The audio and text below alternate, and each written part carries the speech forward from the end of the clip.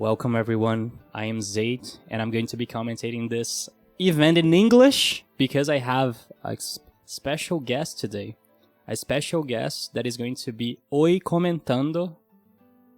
Mi hermano Kiwami. Say hello to everyone. You saw my pic on the stream, it's perfect. Gamers! Welcome once again. Now, Kiwami CHL being international and speaking in English. Holy shit. Yeah. Thank you so much, Said, for the opportunity of being commentating here, doing this kind of like South American crossover here. Yeah. As we're going to be having some exhibitions before Primal Showdown. Exactly. We're going to have the Arc World Tour Silver online event next week. So I thought like maybe this is a good opportunity to do like some exhibitions to call out people to play. And not only that, like to showcase some of our players. I was talking with Kiwami before this and he was saying that he likes how our scene, the South America scene, has a lot of character variety. And that is really clear in this exhibition because we have 14 different characters.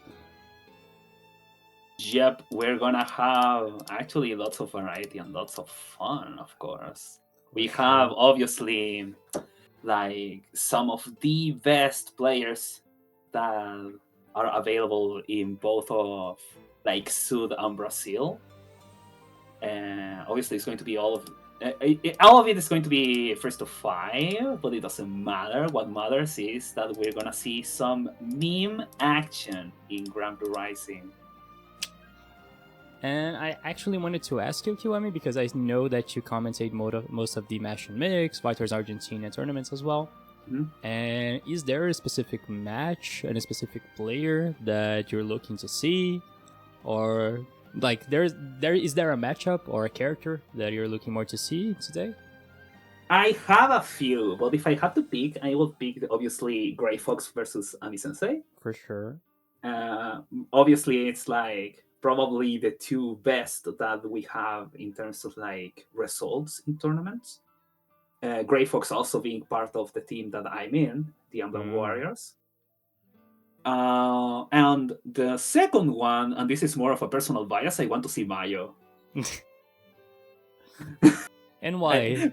Because I find like okay. Mayo has a very peculiar style of gameplay. It's not only that, it's because I am technically Mayo's manager. She is my Brock Lesnar. What does this mean? It doesn't mean shit. Like at some point that you say, I'm going to be your manager, and she said, okay. She said like in this tone, like, okay. Yeah, pretty much. I see.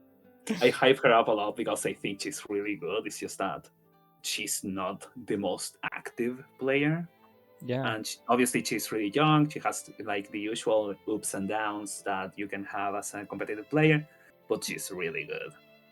And I hope to see her breaking skulls with command grabs. And I would say like knowing that you're her manager, I see that she gets like some style of gameplay from you because she's really aggressive and likes like to use like some wild shit on defense for some reason. If she played BBCF, she would burst at the first opportunity, just like you do. That's so. Yeah, she will, and I will be proud because if you're not hitting buttons, it's because you're losing. Just keep hitting buttons. I don't know if I agree with that, but I see your point. But still. One more time, welcome everyone. We're going to be speaking in English for this exhibition. This is because, well, I don't speak Spanish very well. I don't know if Kiwami knows how to speak Portuguese. So... I don't know shit about Portuguese. So we're doing this in English. I think it's a good opportunity to try to appeal to more people who maybe want to know about our scene. If you want to watch this in Spanish, Gyokudan is streaming as well. So if you want to see in Spanish, feel free to go to Gyokudan stream. And that's about it. So the first match that we're going to have is going to be Elogius against Cricho. Elogius asked to play first because he has like some other appointment later. So we're going to start with that. So it's going to be Zeta against Nier, the favorite character from everyone. What do you think about this matchup? and the players. Okay, first of all, I am I'm like somewhat of a fan of Elodius. Like I really like him playing. Gricho is also a player that I like to see a lot. He didn't play Nier from the start. He changed to Nier very recently. He played low lane. He played low lane. He was a fugitive. He was a bro. He was a bro actually, but sadly the meta calls and he was answering. So we are gonna see what Gricho is actually cooking. We saw him like in yesterday's tournament. He got 7th place, so he's obviously not a pushover. But I'm also curious of how this is going to go, because again, this is Brazil. I bet they have a lot of matchup experience against Nier. So, and not only that, Elodius is literally we say, I don't know how do I say this in English, but he's an extremely faithful guy. He only plays Zeta, and he labs the shit out of this character. Like, he was labbing like some extremely specific setups against Nier that covered like every range for the DP, for her super, for literally everything. So I want to see if he goes for that setup here. And I want to see if Gricho has some answers to that, because the last time they've played, it was in a bi-weekly in Granblue. I think it was like the one before the last one, and Elodius won 2-0. So let's see if Gricho has something different to show us. Yeah. Also, just like a tangent, Keisoku, shut the hell up, dude. You are like 10 years younger than me. I will not allow you to call me son. Oh, Kaizoku is the Cagliostro player, right? Yep, he plays Cagliostro, he plays Nier, and he thinks both are honest. Okay. I mean, they are. They are not lying to you. They are saying they are bullshit. I don't know if I want to talk about that, but still. We're just waiting. Elodius, it seems like he had like the game crashed for him, and I'm just waiting for Krisha to get into the room. But one more time, just to say and introduce the event again, we're going to have 7 first to 5s between Brazil and Sub. The first one is going to be Elodius against Gricho, but you're going to have a lot more after that. And one thing that I would ask you guys is that you please help in some way to promote the event. I always post on Twitter and all that. So if you can help promoting it in some way, I really appreciate it. Specifically because next week we're going to have Primal Showdown, the Arcor Tour event. So it's our opportunity to showcase our scene and all that. Even the dog is hyped up. Yeah, they are like barking. Is this your dog or is just a dog on the street? We have like 20 dogs on the street here. Oh, okay. It's insane. Okay, seems like we're ready actually. Yeah, I really feel betrayed when someone enters with a low Wayne lobby character and then I see Nier. It just hurts somewhere in me, but still. Let's see, this is our first match. Since it is first to 5s, I'm going to do like polls for you guys. So feel free to spam copy pastas, feel free to use your points to bet in your favorite player because they're going to start, I think, right now. Feel free to go. Yeah, just let's show the NA people how it's down in the south. Exactly. Because we're gonna have Grupo Elodius versus Kairyu Gricho. And this is going to be a matchup of characters that are going to be very, they are really strong. Obviously, sure. Zeta has been a character that has moved down the tier list in recent days, but Nier, we all know about this character, and we all know about Zeta. We know what she can do when she has 75 meters. But we know what Nier can do with a 2M, and she can get like the full corner carry at this situation as well, trying to bait the Brave counter, but good delay from Elodius that instantly goes to the instant overhead, because Zeta simply can do that. This character is nuts if you know how to play her. Oh my god, the meaty beam just to get those plus frames, Creature was not ready for that shit, and Elodius getting the first round very convincingly. I hope Creature has like some trickery up his sleeve. Like he is known for, oh my god. This And is his streak is just like jumping. And it yeah, worked. Like yeah, anti-airs are something. Oh my god, I love that. I absolutely love that. When I was playing Senna, I did the exact same shit. I was like forward, back, forward with the 63. Oh no, that was a very, how to say, a very failed attempt for a spot dodge. and perfect. He goes for the delay overhead. That is a very bad situation against Nier. You have to guess between the high low. And one thing you're going to notice about Elodius, and since you said you're a fan of him, he does not like to block at all. I mean, you're playing Zeta, you're not playing her to block. You have a parry. But the problem is that the parry is not the most effective thing against Nier. Though but this it is right very now. good. Yeah, exactly. At this point where you're not facing set plays, like free real estate with the parry. Oh my god, just going in! Using the Raging Strike, Raging Chain into the set play. What? The cross-up managed to avoid like the parry from Zeta. It was a really weird interaction because Elodius went for the ultimate skill parry.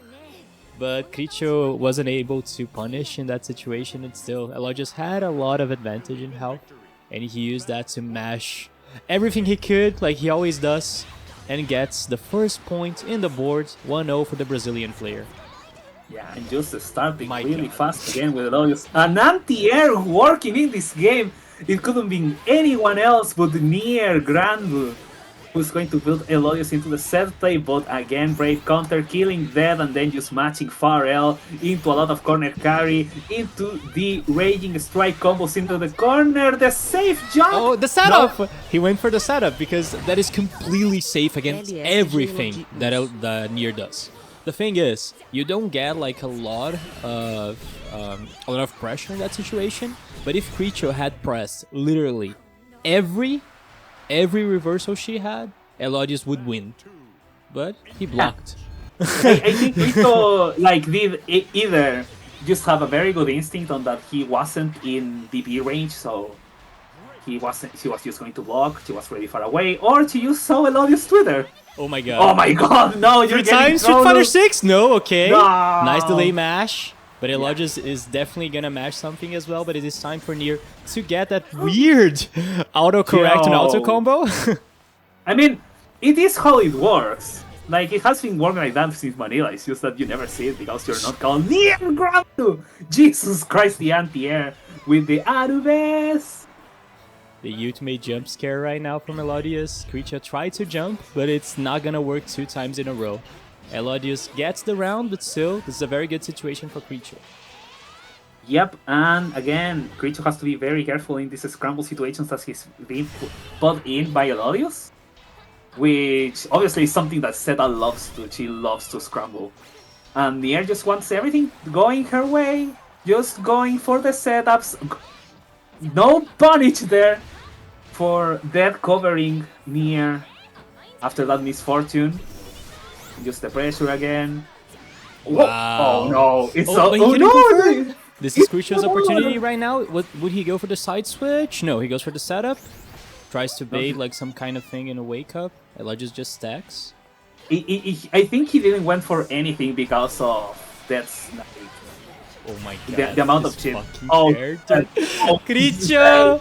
He gets the spot dodge from Elodius with the most active ultimate skill I've seen. The ultimate hit from Nier is going to get that spot dodge from Elodius, and Creature is going to be able to confirm it. This is 1-1. The Chilean player is in the board as well. Let me just go to Dostop to tell you how plus exactly Tutor 6U is. It's plus 80 on block. You have an entire second! Jesus Christ! But again, Elodius just doesn't care. Scrambling his way into the corner. Going for the setup. Meaty too well. A lot of damage. Are we going to see exactly? We're gonna see safe jump? Yup. Into the pogo, into the overhead right after.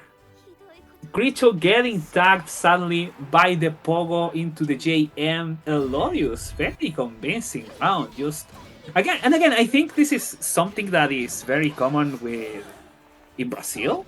That for some reason you guys are the kings of adaptation.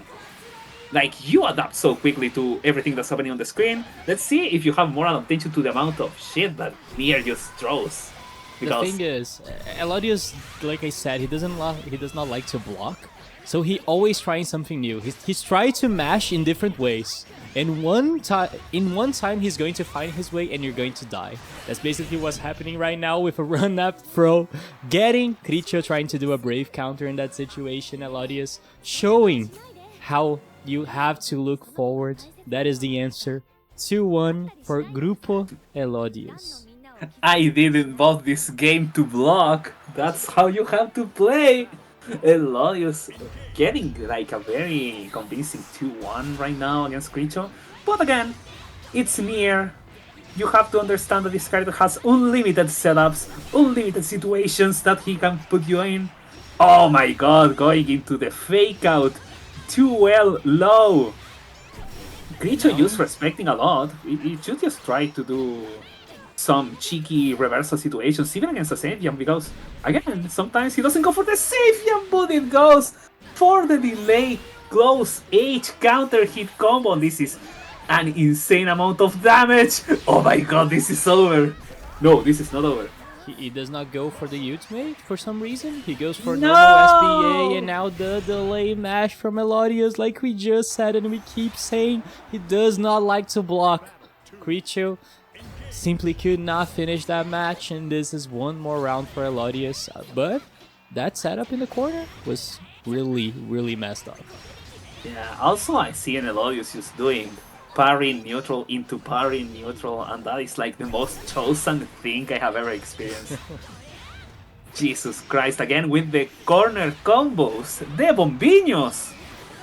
Just matching away Creature, just understanding how this matchup goes. No confirm sadly from Elodius, he could have done it, and now getting a 2-2-U put right into the corner, and Nier has a lot of stocks to use right now.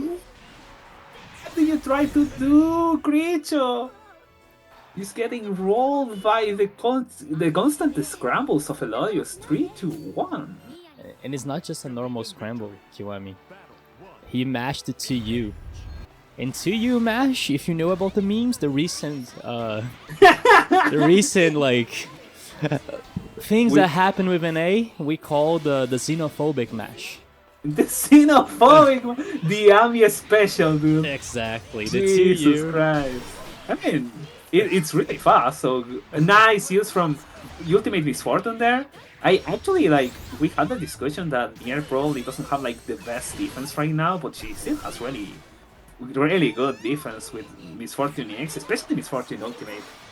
It's a very good call out to basically anything that the opponent tries to do. Like that, just calling out, you're going to miss the sweep, I'm going to jump out, no bravery points, he has to be very careful, going for the delay, no confirm! Oh my god, and it'll just go straight up for SSBA, it's going to be dodged, but Cricho gets the punish! I was kinda, surprised, because I never see Wake Up SBA in this game, but Elodius just went for it. Like we said, he tries literally everything he can do to not block, but Cricho was prepared, and this is a round for Chile. Yep, Cricho just taking one again on the board, trying to adapt to the constant onslaught of Elodius. Oh my god, that roll dodge, he doesn't like to block, indeed! Oh no, it's a little bit grim, guys, what do you want me to say? It's not looking good for Cricho, it's time for the classic. Oh no, it's not classic, is he gonna die? He's going to fucking die! Kiwami, this is a lot of damage. Elodius optimizing the shit out of this combo, gets the round, and it's not looking good for Cricho anymore. Okay, but doesn't get the confirm out of the punish. Like, again, Zeta Jump M doesn't have like a lot of hit stun. But still, Jesus Christ, she just doesn't care. She just puts the parry, goes for the M, follow-up kills both Nier and Dead at the same time. And again, with the setup, Cricho just blocking again. Maybe he saw Twitter.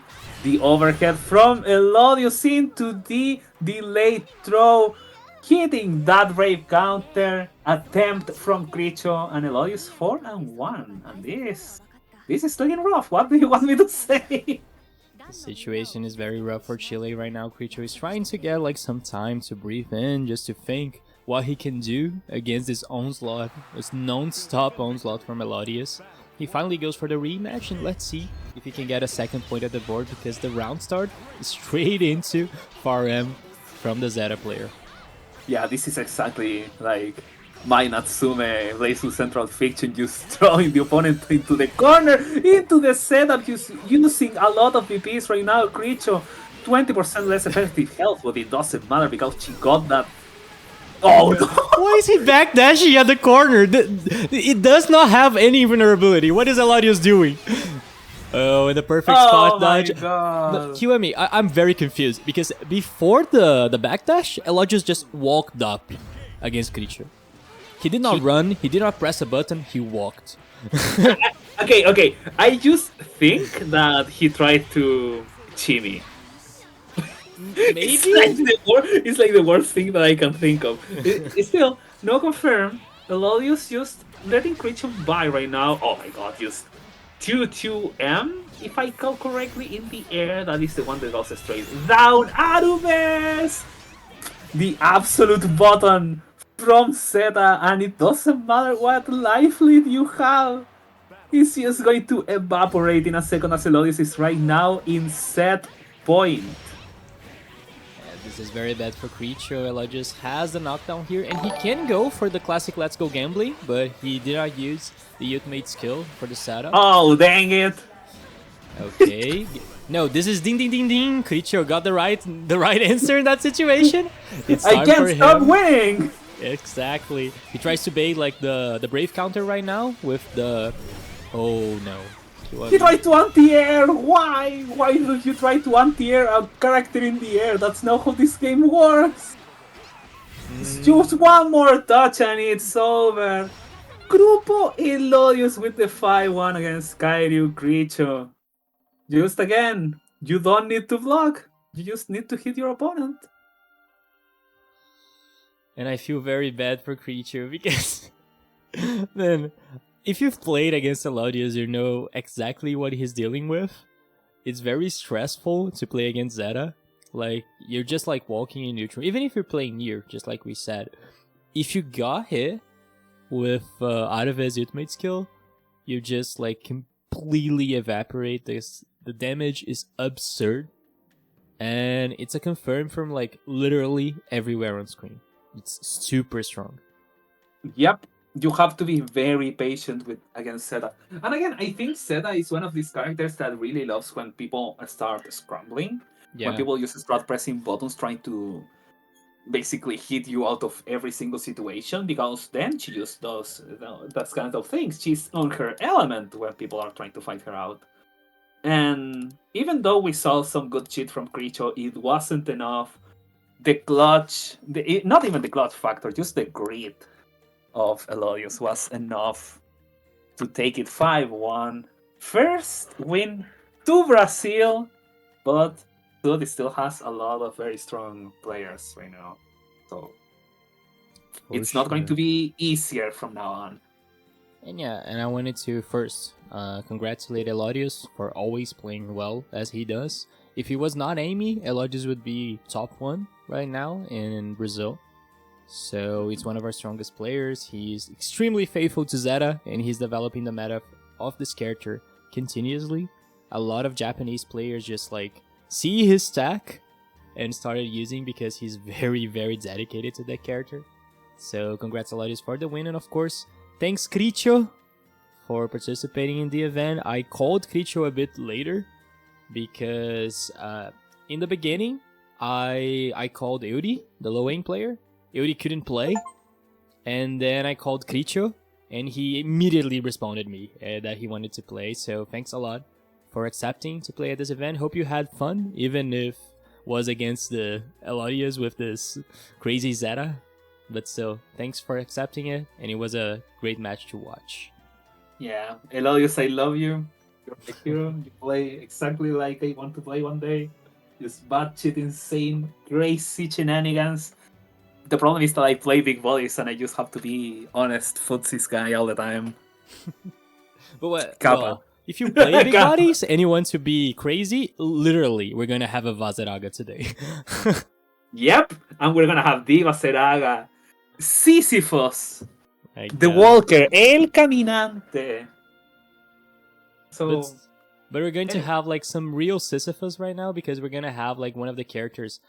The next two matches are going to have one weird character in them that does not exist. And the first one is going to be UL. We're gonna have Aphrodite playing UL against the Argentinian Belial player Lirek or Lirek. I don't know how to pronounce it. however you want. We However call you it want. Lerek, but you can call it Lirek. I think it's okay. He's the somewhat proclaimed best player in Argentina. Obviously, that's kind of like sus, but we love calling him that. Okay. He's just the allegedly best player in Argentina. With that Belial, he's really good. He's really solid. He obviously, like every Belial player, just goes for really weird shit sometimes. But you know, it is what it is. You have to go for the parries. You have to go for the command grabs. You can't just play Choto. You could just play Gran or Catalina, and you will get the same shit. This is Belial we're talking about. And against a Jewel, which is a character that we don't see at all. And it's a very, again, it's another scrappy fighter type of character. She wants to go in, she wants to scramble, she has multiple different invulnerable options in defense. She's very annoying. And those two actually played in a bi-weekly before, and the last time they did it, it was on stream as well. Lirek lost, and he said, I don't know what the fuck this character is doing. Like, every time she does, like, the hop, the follow-ups after the hop, like, he was, what do I do? And he was, like, respecting a lot the character, because you should not respect UL after the hop. You have to interrupt in some situations. If not, she's going to get, like, plus frames after the other. So, this is a really great opportunity to see if Lirek, the self-proclaimed best Argentinian player, It's not UL. self. It's not self. It's just proclaimed by who? By some people, including myself. Okay. It's because, like, I think we have, like, two other Argentinian players today. GBVS Yes. and Milanesa, right? Yes. GVX, in my opinion, is like the best Argentinian player, actually. Like, unbiased. But I like messing with the guy, so I'm not gonna call him that. Isn't the Snow also Argentina? No, he's from Chile. He's from Chile. He's Wisp Gaming's no. He's Wisp Gaming? No. The same as Mayo. Mayo is also Wisp Gaming. Oh, okay.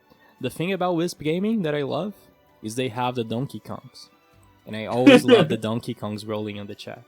They do have the Donkey Kongs, but I think we have this matchup ready. Mayo is Argentinian, GBX, shut up. She's not. And feel free to start. We're going to have the next match is going to be Aphrodite against Lirek. This is UL against Belial. This is not a very common matchup because we never see UL. But I'm really looking forward to see what happens. Like I said, the last time they've played, Aphrodite won. But it's those situations that one of the players don't know shit about the other character. So 2 weeks later, let's see if Lirek learned, if he labbed, and he maybe can come completely different to this matchup. It is a first to 5, so more time for adaptations. So I'm looking forward to it. Let's see. The poll is open. Feel free to bet. Yep, and this is going to be a matchup indeed. Because I really think UL doesn't like playing against Belial. Belial has very good buttons to control, or controlling of the mid range, where she actually has one of the best hit confirm buttons in the entire game, which is Farm. But still, again, very aggressive. What was that fireball? He was covering like next dimension. He was covering another game. Oh, immediately into the Raging Strike, Raging Chain. A lot of damage already. But those, again, those annoying defensive options from UL, you have to be ready to deal with them. And honestly, they are not like super dealable if she goes for the back the back roll into stance. Yeah, that is plus. He just respects. That is not plus. Oh my god, the old man check.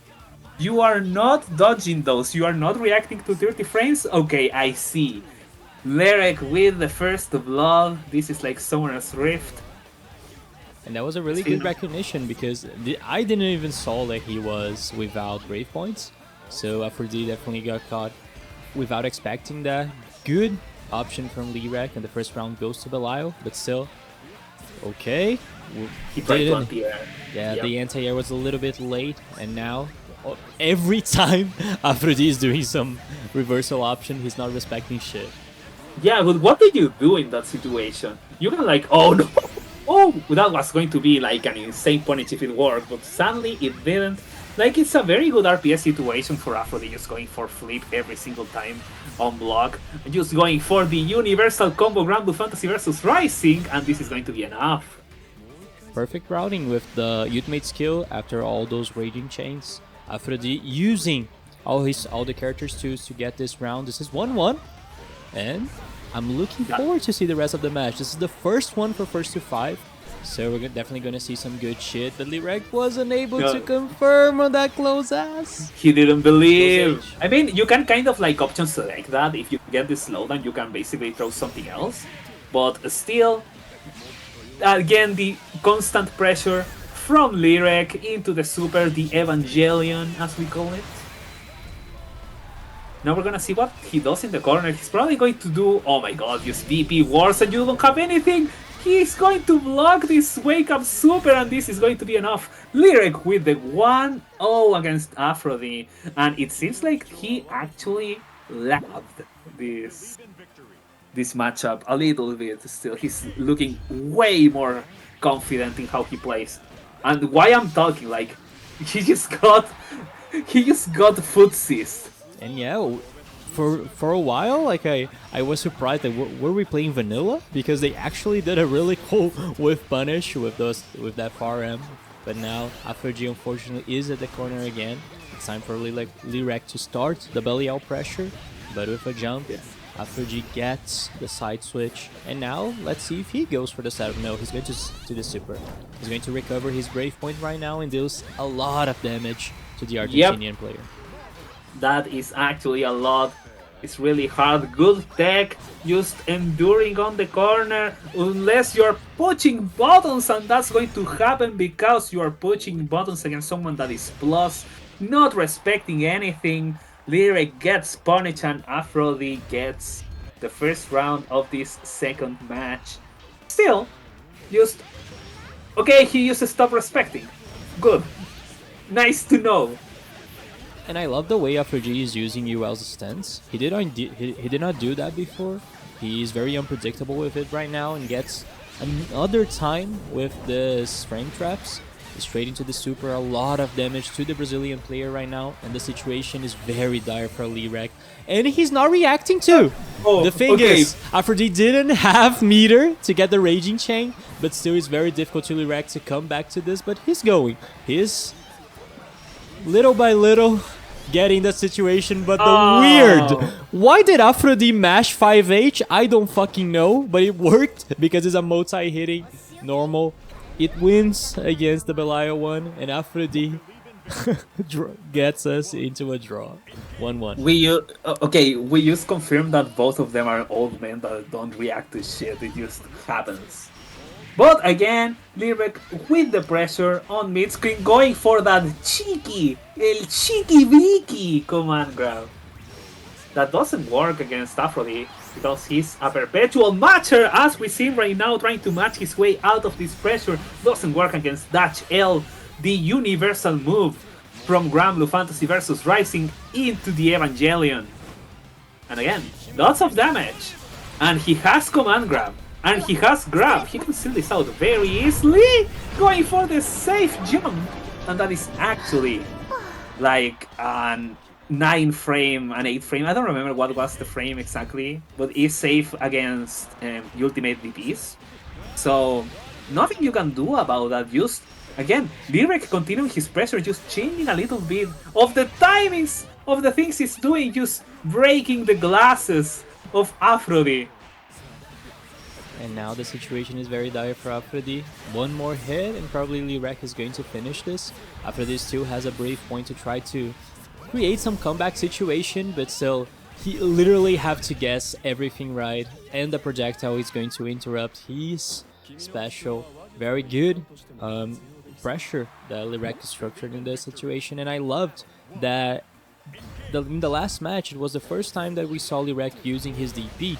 He was respecting a lot of UL's pressure, but now finally chooses to use his reversal, and now Aphrodite is probably going to have to be a little more patient dealing with this pressure. And one more thing I have to say, it's to thank...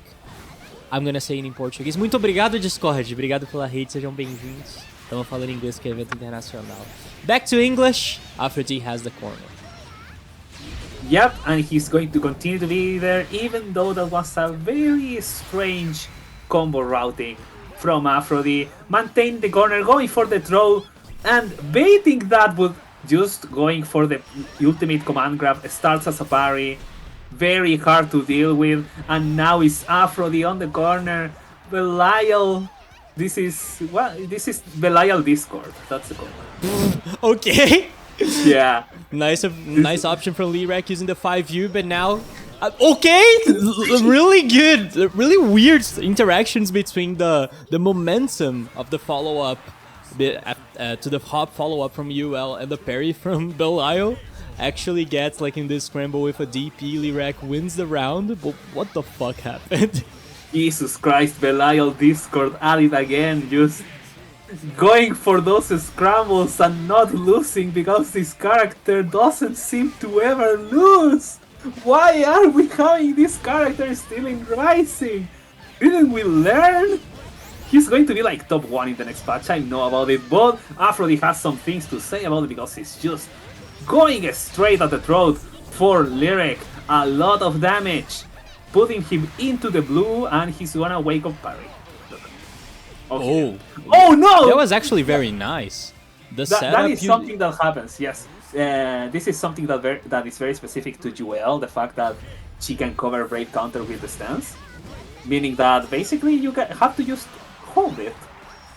Which is very annoying for anyone playing this game, because usually the way that defense works is that you Brave Counter at the first time you are basically pressuring the corner. You don't want to be there. But Aphrodite is just saying, you are going to be on the corner.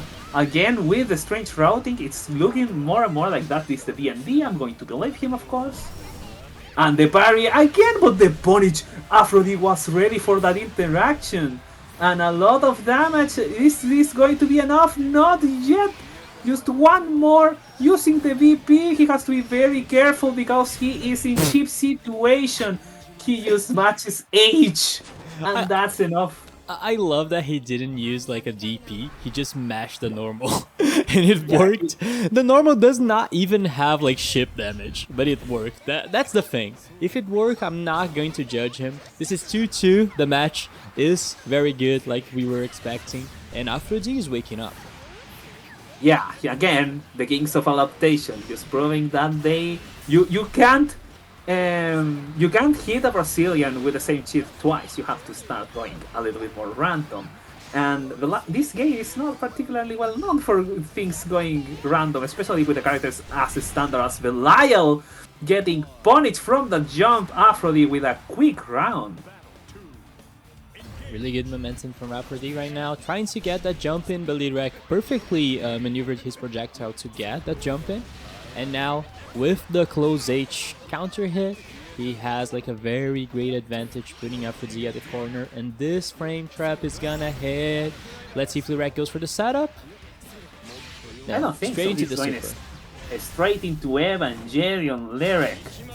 Going for damage. That is the best setup because now he is on command grab range.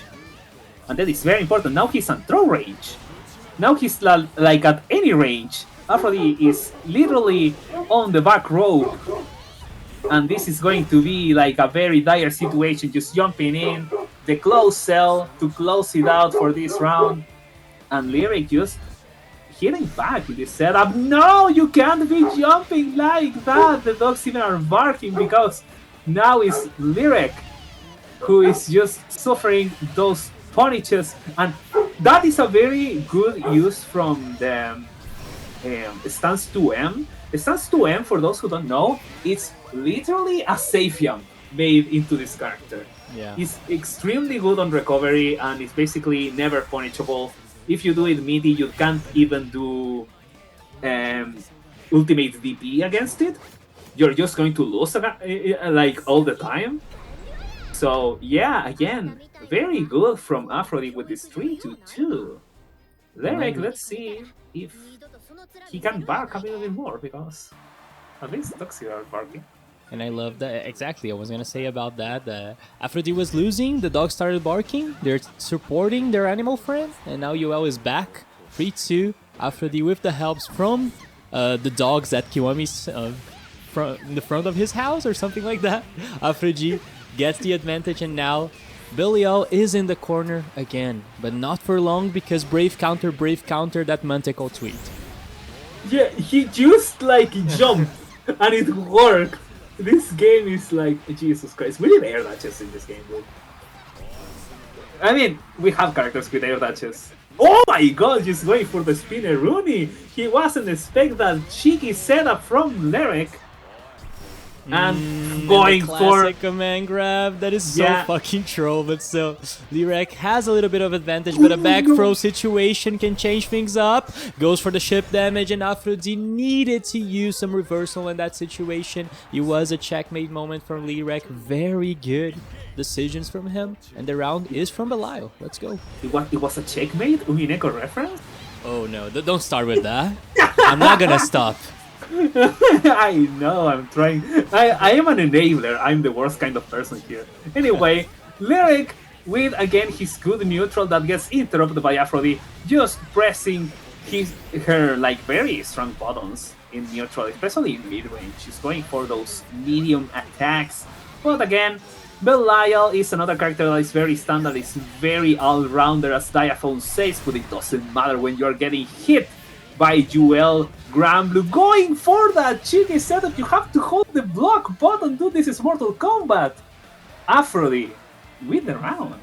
Unfortunately, Rek got hit by that mix-up, and just like you said, you have to use the block button against some of these characters. Lancelot, UL, Narmaya, some of these characters have those cross-up things, so you have to use the block button. But the thing is, I don't even know if Lirek knew about this mix-up, because no one uses this character.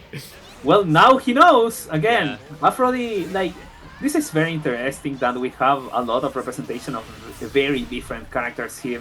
What we have, though, is a finish from Lyric. Belial Discord 3-3 right now, and this is like very close. Anyone can take this set. Don't shut up, please. I was trying to take water. It's fine, though. I can keep jabbing. I am a professional jabber, after all. I do this for a living. Actually, no, I don't do this for a living. But you know what's happening right now, living? Inside of this screen, a punish from Aphrodite just taking Belial Discord into the corner. And this is a lot of damage. This is the opportunity for Aphrodite to get very much ahead in this round. Lirek is into the corner, but he has a lot of meters to try to do something. And bait, using the ultimate skill to get Aphrodite's mash. And oh my god, this 5 H's. He just did far H into far H, like the absolute goat behavior from Lirek. He doesn't care. He knows what his character is about. Oh, but again, Shimmy, let's go. Aphrodite didn't show us that before. Using the Shimmy with one of the best far M's in history. He finally gets a perfect bait in Lirek, and now the first round after this draw is for the Brazilian player. The strongest medium bottom in history versus the strongest medium bottom of today. That is literally this matchup. But again, Jewel, a character that has those cheeky situations thanks to the range and the hit confirmability of her normals. Good block! from Lyric. That is actually a mid, not an overhead. Well, I'm still going to gas him out. Ooh. Going for the command grab, just getting matched out by Aphrodite. Going for the throw. Oh no, and he just ate that hop kick thrown into the corner because the walls just happened to be there into the super. This is actually a lot of damage. Lyric on the last legs, and it's literally those legs that get hit by that stands to M. 4-3 for Aphrodite, and I hope Lyric has like something of his sleeve right now because he's literally on his last life. And you saw right, Kiwami, the thing that Aphrodite did to get the comeback? It was the classic, the Brazilian special, the xenophobic wake up. The xenophobic. Yeah. The Ami special, the wake up to tweak. You. Let's see if Lyric can get back into this. What a weird MH right now. He probably wanted Brave counter, but he was very far from that. Aphrodite is going to get the punish straight into the super SBA, and now Belial's health is very, very low. Yep, and again, he's in a very Umineko situation, as we call it.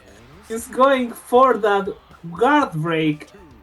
Aphrodite in set point. Let's see if Lyric actually has like an actual response to this, because Aphrodite's offense has been really good. He's very going in like into the scramble situations. That this is something that we also saw with Elodius, but Aphrodite also has a character that thrives on scrambles, just like Seda. Although right now everything is going Belial going for the thrust. Someone picked Lyric's controller because he's a lot more aggressive right now. Like he pressed the button in literally every situation and it always worked out. Like right now, the DP completely whiffed, but now the interaction is better for Aphrodite. With a lot of scramble happening, Lyric gets the mash after that hit, and the 5H frame trap. He's mashing too much. He Lyric literally has two wolves inside of him, and right now the mature one is working overdrive, going for the flip, Blossom block, the DP, Aphrodite. No, Aphrodite! What are you doing? Just jump! He got hit by the meme, and now no punish for Lyric. This could be his chance to getting back into the match, but this player, dude. No, that's not how you want to get up. Just a blue encounter, and Aphrodite is the winner of this set. 5-3, another point for Brazil. Jesus Christ! With this deranged end of a match that we see, we get the 5-3. Congrats to Aphrodite on getting Brazil 2 points in the board. But man, those last interactions were completely nuts. I don't know what happened with Lyric, if he was like kind of angry, I don't know, but he started pressing a lot more buttons. So in the first round it worked very well, but after that Aphrodite just said fuck up, like fuck it up, like I'm going to DP, I'm going to do all these transformations of frame data, I'm just gonna ignore your shit. And, well, UL has more reversal options than Belial. Yup, sure those have more reversals. The only thing that I'm gonna say is caralho. Jesus Christ. This is like a treat for me. We usually don't see this level of the range gameplay in South America. So, like, I'm very excited of who is going to be the next one. You all missing out! Playing like this is so fun. I believe that Aphrodite, you're showing me the way. I just have to throw shit on the screen. The problem is that I play games that, well, I can't do that. I mean, I can try. You should play Ogon. But so let's not enter that. Like, let's go back to Grand Blue. And the thing I wanted to say is that I wanted to congratulate Aphrodite because he got so much fucking better in those last few months. Like, literally. Afrodi, I knew him from like BBTAG, I think it was his first game, and he was very much a beginner. He got better in a span of time, but man, he developed his gameplay so much on Grand Blue Rising. And I remember clearly, I've played like first to 10 or something like that 3 weeks ago against him, and I won like pretty easily. I've played like 1 week later, and it was tough. It was very tough. Like, he got better very quickly. He managed to like vary his offensive options really well. Mainly in the set as well, I thought that Lirek was kind of lost on how to deal with the stance cancels and all that, and I love to see really good improvement from Afrodi, and that's one of the reasons I invited him to play in this exhibition, and he managed to show how strong he has become. Yep, is strong indeed. He has developed the derangement of the character, and I'm really excited to see him more in tournaments. And again, we have the quincenales, so you know, it's probably really good. Grey Fox with the Ogon based. Vase, let's go. Let's play Ogon Grey Fox. The absolute goat. But he's going to play like the most ranged shit in that game. I just know it. I just want to say that both Grey Fox and Amy Sensei have played Ogon. So if you want to you want to be good, you know the game you should play. Yeah, it's Umineko Community Day. Like, let's go. That's how it is. But I just wanted to shout out to Dark as well, who's in the chat, and everyone from Mash and Mix, from Fighters Argentina that are running. There's not only Quinza now, but still there are like there was a Raging League happening. There's I forgot the name, the tournament that happened yesterday. Rising Mix. Rising Mix, exactly. That is Rising Mix. That's happening bi-weekly as well. So yes. Don't forget, everyone, that you have like a lot of different tournament options, so participate in them. And next week, we're gonna have Primo Showdown. And I need everyone participating in this. Those exhibitions are mainly a way to promote this event that is a huge opportunity for South America. This is our first, literally, our first online event that is going to be supported by Arc System Works.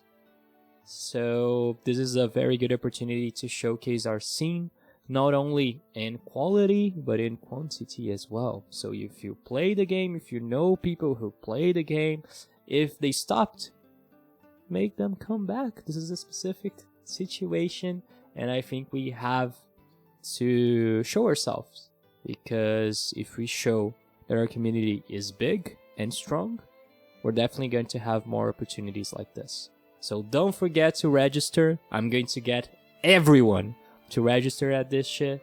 And I hope you guys are enjoying the matches. This is just a sneak peek of what is going to happen next week. Yep, let's show those whippersnappers what South America is all about, because we have our next match ready. And no, you can't just throw shit at the screen on CF, Musketeer. I know you play the game. I know what characters you play. You are the proof that you can't. But anyway, we're gonna have some shit throwing at the screen. EC Supersonic. What does this EC stands for, actually? Excelsior's Chimera.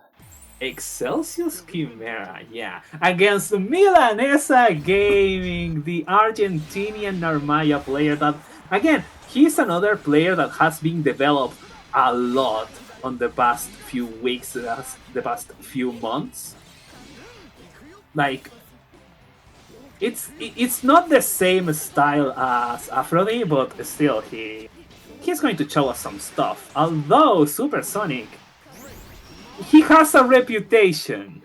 That's all I'm gonna say. He's known as probably the most annoying Uno player that South America has ever seen. And he's showing it right now. Just an amazing life lead, and I think I just saw one on brackets. One combo from him, just going for the confirm into the slide. Subway Surfers just taking it out. The thing about Supersonic is just like, You like big body characters, like, am I right, Killian? Yeah. Supersonic like big fucking normals. Yep, That's can him. see that. Like, it's not only he played Fairy before that. He plays 2B in this as well. He literally picks every character that has big ass normals. So that's why he's using and he's going to make, and he's going to be very annoying. And that's why we're seeing Milanesa probably don't have much knowledge at this matchup, but this is the first to 5. He has opportunity to adapt. Yep, this is a first to 5. We're gonna see a lot of very good tech from both players. Right now, Milanesa a little bit on the back foot, using that 2-1-4 to get some plus frames, using the first bravery point actually, Jesus Christ. Going for the run-up throw twice, the neutral skip, just throwing some plus frames out, Supersonic, just throwing shit at the screen. I like that the Boston I know the players in South American plays there are more than one. They are not more than one, they are more than uno, because Supersonic just quickly taking it out 1-0. Very dominant display of neutral goodness. And I love that it was a full screen neutral, because if Supersonic went for the classic zoning with Milanesa could ultimate teleport to get a punish. So that's why Supersonic waited a little bit. And he saw the teleport and immediately reacted with his own ultimate skill. So it's very fun that when Armaya has 50 meter, we actually see a full screen neutral. Yep, we actually see how to punish that neutral skip of the Sumer Skull right now. And actually Supersonic has those Sumer reactions. Like, very proper gaming until you get hit with a 2-1-4 on the face. Milanesa trying to get more aggressive, getting that auto combo because of Narmaya's normals, especially her light normal, working always as an auto combo starter. Oh, going for that cheeky 2-1-4, this is something that Milanesa loves to do, but Supersonic was absolutely ready with tons of damage, getting away into the corner, and is just going to use the big stick trademark.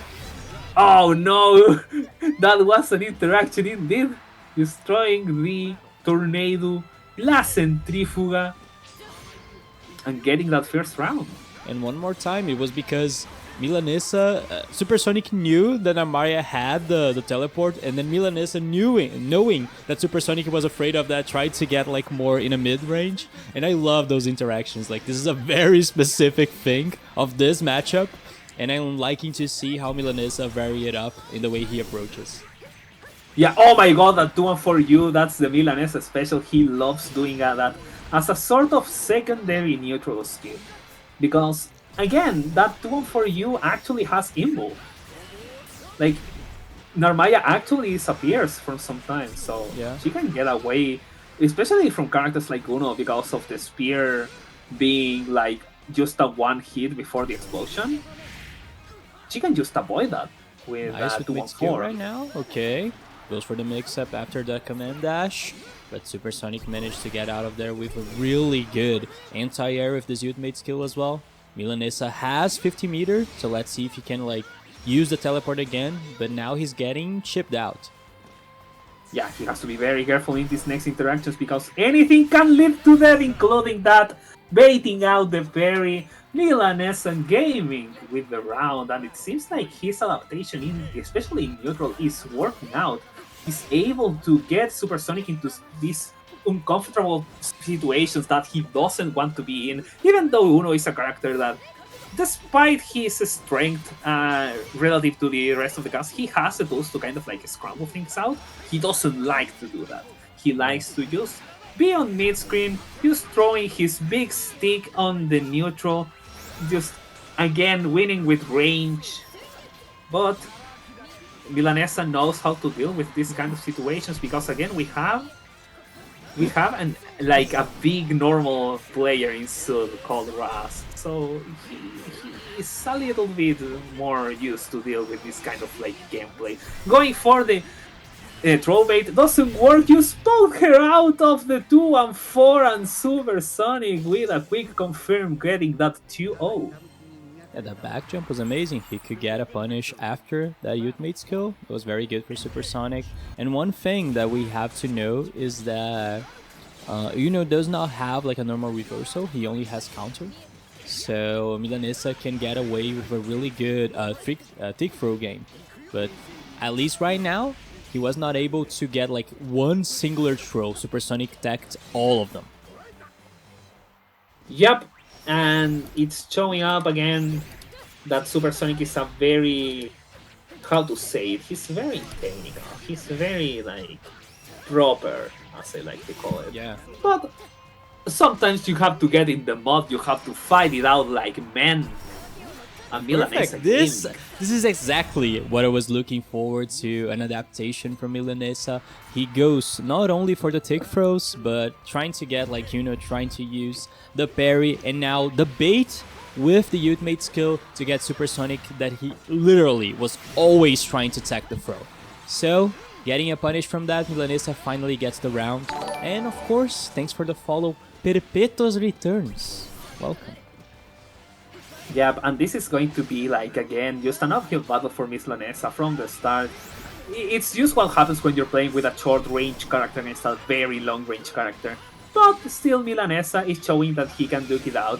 You just have to be very careful in these situations not to get like his health bar just taken down by neutral situations. Getting out with the Beyblade and waiting again for the 2-1-4 neutral skip. Just, again, waving him out. This is like, even though I don't know how to say it because I don't want to be disrespectful, but we are seeing incredible levels of gameplay. Like, this is some top level shit. Just a back and forth of very different options and situations that, again, is like, we are the underdogs in the global community, it seems, in this game. We have to show off, so I'm really happy that these guys are actually doing that. For sure, and I love how you were saying like very serious things, and the only thing in my head was how dumb it looks at the ultimate Beyblade to get off the corner. Like, it's such a stupid animation, but still, it's very fun. I mean, he had to do what he had to do. That's how it exactly. is. It's literally you can use air Tatsu to get away from the corner. It's the some shit. And again, Sonic with a very dominant neutral phase, just taking Narmaya's health out, trying to bait something, and he does it properly with that Centrifuga. 3-0 for Supersonic, and this is like looking very rough for Milanesa. Even though, again, I said that he has like some experience against long-range characters, nobody has experience against Uno.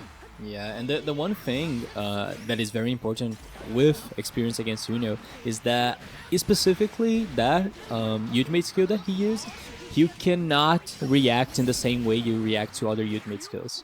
Because just like you saw, Milanesa tried to do the spot dodge, but when you spot dodge that specific ultimate skill, you get hit.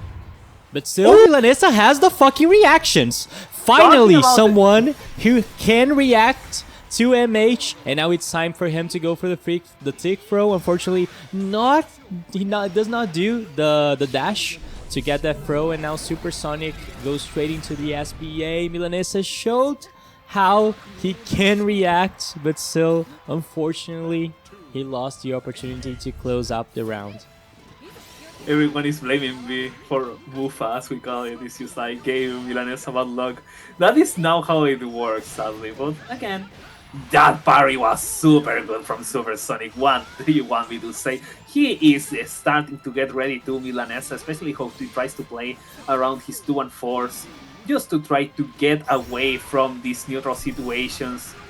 But still, Supersonic with the Beyblade is going for the freezer. Soldado de Doria, as we call it. That was a very cheeky 236U. What do you want me to say about it? Milanesa just throwing very different types of shit on the screen just to try to get to Supersonic, and it's working until he gets back thrown on his own pressure. He was not far away enough, and Supersonic with a 4-0 Are we going to see the first 5-0 of the night? Yeah, this is looking very rough for the Argentinian player. And the thing is, I'm seeing Milanesa playing very scared. He almost never is doing a meaty. Every time he tries like to get somehow spaced when Supersonic it is knocked down, and I don't think that makes much sense, especially against a character that does not have like a normal DP. I think Milanesa has to be a little bit more aggressive. Yeah, and he's actually like listening to us. He's going for the aggression, going for the midi and the Sumer dodge. He passes the old man check, and this is going to be a lot of damage into the Hotenjin. A little bit of a Central Fiction preference right there. I actually never thought of calling that a Hotenjin, but still Supersonic with the 5H straight into the Super, and this is going to be it. This is a lot of damage, especially because this is an SSBA, and Milanesa does not have Brave Points right now. Supersonic, after taking the Hotenjin, gets the 5H confirmed, and this is FT point. Yeah, this is set point for Supersonic right now. Again, Milanesa just trying to be aggressive with those 2-1-4s, but he has to be careful. Supersonic already like punished those. Oh my god, the parry. Maybe this is why he's not like getting very aggressive. But you can get aggressive with the throws and basically force him into doing some throw tech situations instead of just going for the midi. Oh my god, the parry just going in. Throwing Milanesa into the corner, a lot of cheap damage, but the neutral skip from Milanesa throwing Supersonic into the corner. This is a very good spot, and if you want to get a round going here, this is your chance. Supersonic doesn't want to give it to him though, and that's a very good poke into the 236, and just again, dodging in corner, just getting away the back throw incident again. No, this is a very bad spot. You have to brave. You have to brave. You didn't brave. And that was your downfall, Milanesa Gaming getting 5-0'd by EC Supersonic that I already forgot what the EC meant. The Excelsior Chimera Supersonic is going to get 5-0 against the Argentinian Almaya player. And I have to say, Milanesa, even if you lost with a 5-0, I'm a very fan of your nickname. Milanesa Gaming is such a powerful tag, and I really respect it. But unfortunately, this first to 5 was a very, very convincing set for Supersonic. Yeah, again, maybe it's the Uno knowledge, maybe it's another excuse I have to say, but Supersonic plays very properly. He obviously goes for like very, how to say it, very like weird situations. Like he likes to just throw again the throw baits and stuff like that, but still very proper in neutral, just chipping away Milanesa over and over until he had enough of a lead that even if those scrambles happen, he will still have the advantage. Very good from him. And again, as Mayo said, Milanesa will improve a lot more. I'm sure about it. He has improved a lot during those past months in Rising. So I am just like expectating, like how to say, like I'm excited to see how it goes. And no, I'm not Mufami. I didn't do it. It's not my fault. And I actually really like the match again. Like I said, it's a very specific matchup where the footsies are full screen depending what kind of meter does the characters have. But the thing is, Milanesa, the only advice maybe I can give is, like I said, I think you were a lot more defensive than you should be at this matchup, because even if you get hit by some of the Uno things, they don't do that much damage. So you have space for error, and I think you should use that to try different crazy things with different ways to get into Uno, and then just using the advantage that that character does not have a normal reversal to do the tick throw game. And I think Narmaya does that very well, specifically with her far L when she has the sword out. That far L is very, very great because it hits very far. It's very plus as well, so you can get like a good tick throw game going on. She has really good ways to bait throws with the ultimate skills as well. So maybe that was one thing that cost him the match, but still, it was a very fun match to watch. And of course, congrats to Supersonic showcasing a very, very like, it's not unknown, but it's not a common character at all. It's a very rare character that we see here, and again, it's like something really good about the Brazilian meta, that you have a lot of characters, and that means that you have a lot of matchup knowledge between yourself. Like, it's very self-sufficient meta, and it really shows that you are ready for those kinds of interactions. Like, Supersonic, you saw the 2-on-4 once and he was ready. Yeah. He was absolutely ready to deal with that. And yeah, we're gonna have the next set, and I think it's time for my Brock Lesnar to appear. It's time for the manager to get maybe proud, maybe disappointed. What do you think? What is going to happen to me? Never disappointed. Mayo is going to do it. Mayo is going to just do the craziest setup into command grab possible. I'm gonna be very proud. I'm looking forward to see it, specifically because, like you said, Mayo is Wisp Gaming. So, one thing that I'm missing out on this stream is that I'm not seeing that much copy pastas. The only match that we had like some copy pastas going on was the Elodius one, that some players were like spamming Grupo. But if there is Wisp Gaming on stream, I always love to see the Donkey Kongs rolling, so I'm hoping for all the cheering for you guys, because it's time for our first to 5 match. This is Brazil against Chile. This is Musketeer against Mayo. Grimnir against Charlotta. Another weird matchup. Yeah, we're just going to have those right now. Grimnir is a character that actually we've seen a little bit in South America. Gricho played Grimnir at one point. Yeah. So we are not like completely unfamiliar with the matchup, but again, it's another weird character that we don't see like very often. He has he has some technical stuff. He has something that you actually need to learn, and it's not just pressing buttons in neutral. Against a classic from Vanilla, the Charlotta, the Potato, and it seems like Musketeer is ready, and I hope to see some cheat at the screen, or else I'm not going to call you a Central Fiction player. No, I know how good you are, don't worry about it. So let's see. All of you guys, feel free to start. This is our 4th match.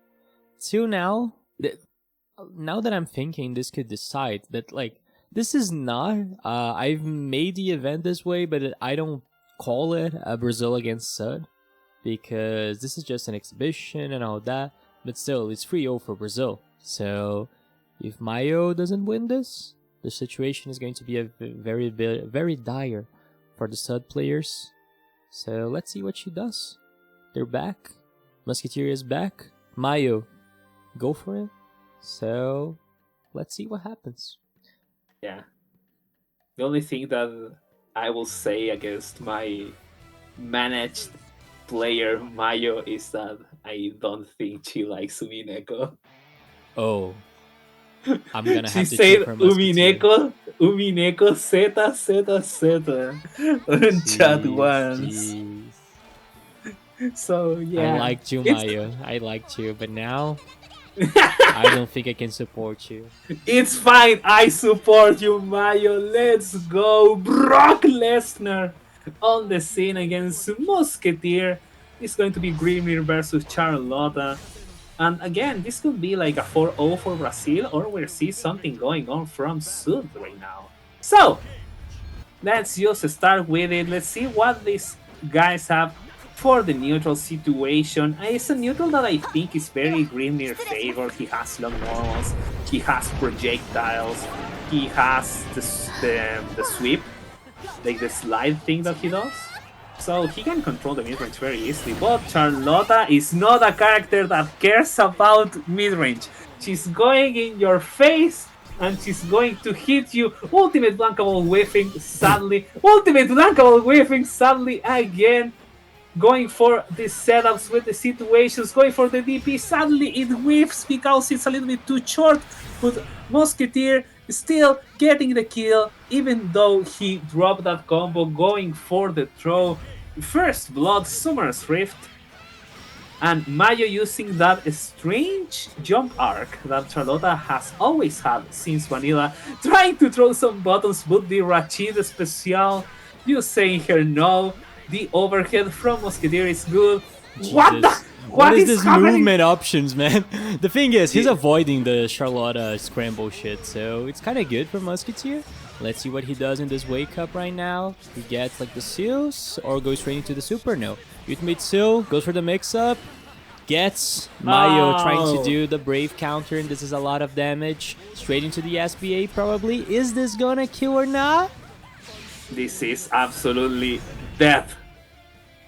Actually, this is like very funny because Grimnir's SVA does more damage on the start than on the end. Yeah. Like, it's really weird that you're gonna see the animation if it's going to kill. It just kills you. And Musketeer with the 1-0. Come on, Mayo. Show me some good stuff.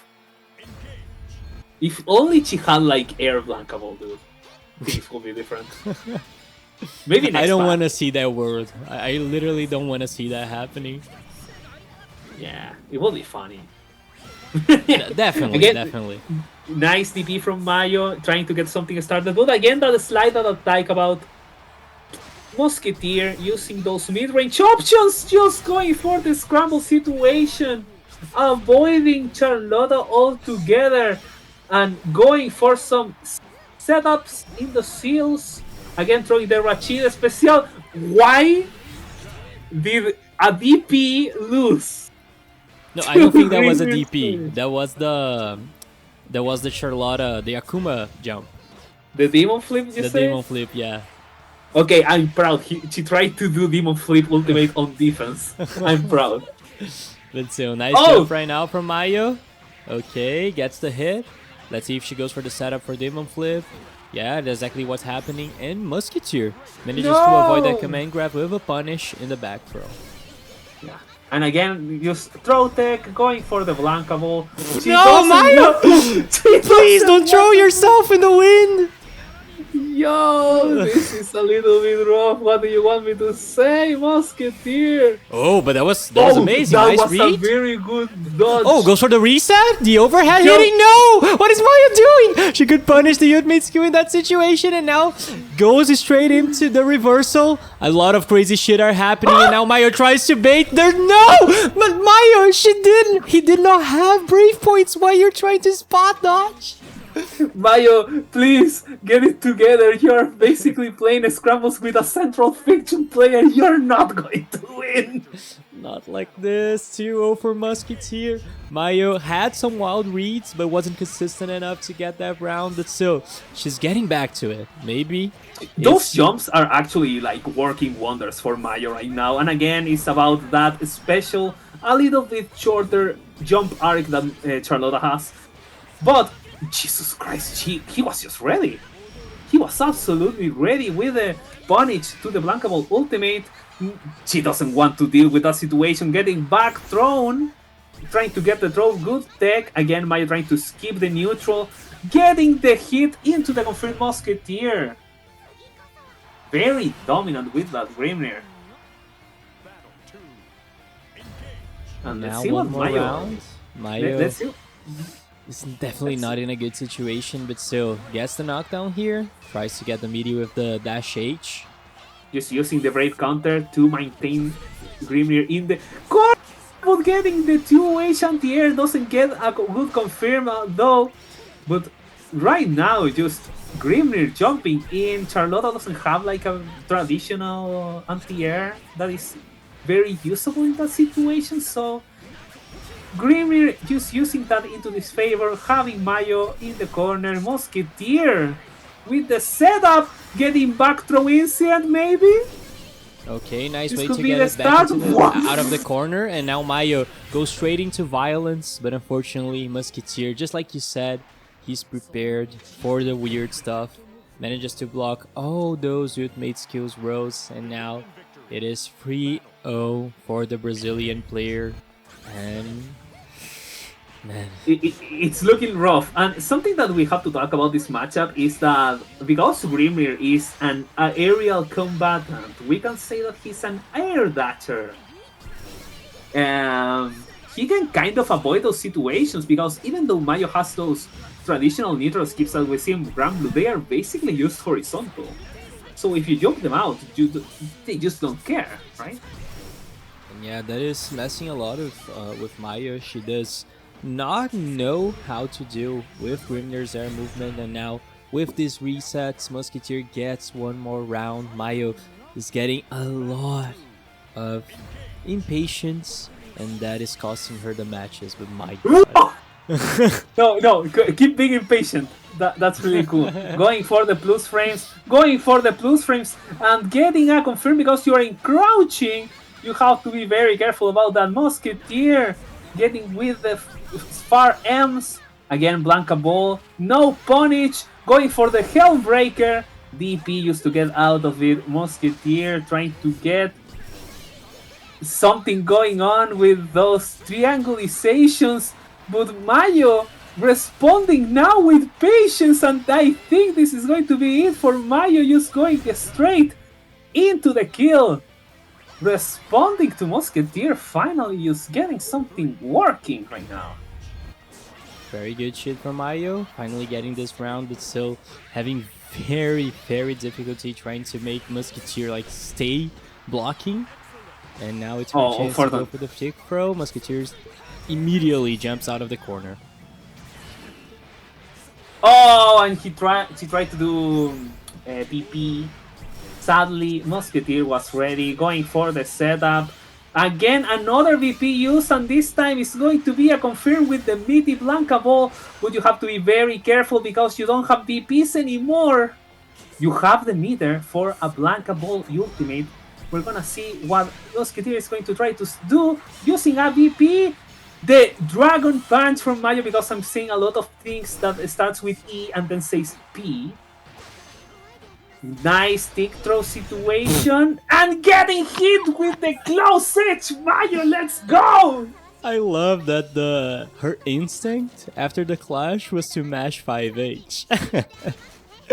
Man. She was just ready. What do you want me to say? She's the GOAT. She's the GOAT for real. 3-1. Mayo does not get 5 votes. This is the hope for the Chilean, for the Sud representatives. And Musketeer goes back to the character select. I think he just wants to think, oh, Mayo is just throwing shit at the screen. It's like the other game that I played. It's fine. 3-1, Musketeer has the advantage, but was trying to do like some cooldowns to Mayo, and she immediately gets back heated up with the DP. She does not want to stay patient fighting for Mayo. a fucking minute. What was that? That was such a weird interaction. Going for the flip! No, flipping to nothing gets punished by Grimnir. You can't do that kind of thing. You have to be very careful. Oh, Mayo! Why does she do that? But okay, she has a plan. She has a plan, Kiwami. I mean, her plan is just throwing DP at every single interaction that it goes, because Grimnir actually has a little bit of trouble confirming from mid-range if he doesn't go straight into a special move. DP again. It doesn't matter if she doesn't have like a good anti-air because she has a DP. She just runs. She didn't have the confirm suddenly. But this is going to be the chip. Un saludo para Artema. Mayo is the Chilean one. And I loved how she used the delay close M in that situation, because she was doing a lot of flips in her pressure, and a lot of flips and a lot of tick throws. So now with the delay 5M, she got Musketeer probably trying to tech. What an amazing variety on that pressure, and now it's her time to start messing up with the Grimnir player. Oh, and trying to use VP again, but getting the back throw incident, using VP once more, going for the Demon Flip, going for VP. There is no punish because of the setup of the seals. This is going to be a very tough situation unless you do those triangulations, Pythagoras, my beloved. This is going to be an SSBA, straight into the kill. This does so much damage, specifically because Mayo only had 1 BP, so this has a lot of extra damage. Musketeer gets the round, and this is looking very good with an amazing round start with this anti-air. But she just doesn't care, she just goes straight for it, there's no stopping the Mayo onslaught. No thoughts, head empty, the potato is just rolling over with everything she can. Musketeer's very lost now on how he can get out of this corner, but with the 5H confirm once more, that is not gonna last a lot because Mayo goes straight into the DP and she continuously is smashing the fuck out. Go! Repost if you don't think! Wisp Gaming Majo. It is time for that meme. The one player is like thinking about all of these setups, the seal setups, and then Mayo is just like mashing the fuck out of the controller. Yeah, and it's working out. I'm so happy. This is how we play in South America. There is no control, there is just chaos. Sometimes it doesn't work though, as Musketeer using those triangulations, those Pythagoras to get again getting the DP. What was that situation that it was so bad for Maya? Musketeer is going to get the kill. It seems like she went a little bit too far with the cheekiness. She didn't get, like, probably she wanted to do BT214 the last hit to get like mad close frames, so that doesn't work like that. And again the punish trying to use VP into the VP. And again trying to use VP, Mayo just pressing buttons, she doesn't want to block. And not only to block again, goes for the mix-up, goes with the DP and now the potato flip mix-up. Yeah, the Helm Breaker, the Dante, the Devil May Cry! Why do you press buttons, Musketeer? Going for the reset. Again trying to go for the Chibi, and this is going to be enough, Mayo! And I love one little adaptation. Mayo is only going for the overhead option of the potato flip because Musketeer does not want to get hit by the command grab. Oh, that was a grappler jump. That was a grappler jump right there. Not throwing anything, trying to bait the anti-air because Grimnir's anti-air. Jesus Christ! Yo! Let's go! Brock Lesnar! She is the GOAT! Just throwing shit on the screen. Musketeer with the DP, she says enough is enough. Nice with punish, and this is going to be a lot of corner carry for Musketeer. Going for the overhead right now this time. He's the one that picks for the overhead. Throw baits Musketeer, and this probably can kill with the MH. With the ultimate's kill, Mayo gets this match into a draw. This is a free. Musketeer got ahead with 3 points, and now Mayo just ties it up. And this is looking very good for Chile. Musketeer must be getting a very impatient against this kind of gameplay. Yeah, now is the South American player that is getting a little bit the rage. She's trying to match in every single scenario, not respecting anything from Musketeer. You strong in the middle, you try to block. I'm sorry, this is not a blocking game. This is a fighting game. And going for the ultimate Blanca Ball, she didn't need to do it, but she did anyway. Just waiting out the Ratchet Special, going for the DP, and now is Musketeer who waits for it. Going for a lot of damage, this Punish starter. And this is going to put him in a set of situation. Now is Mayo waiting him out. She didn't went from immediate VP, but still, Musketeer is going to take this round. And there is going to be adaptations from both of them in this round.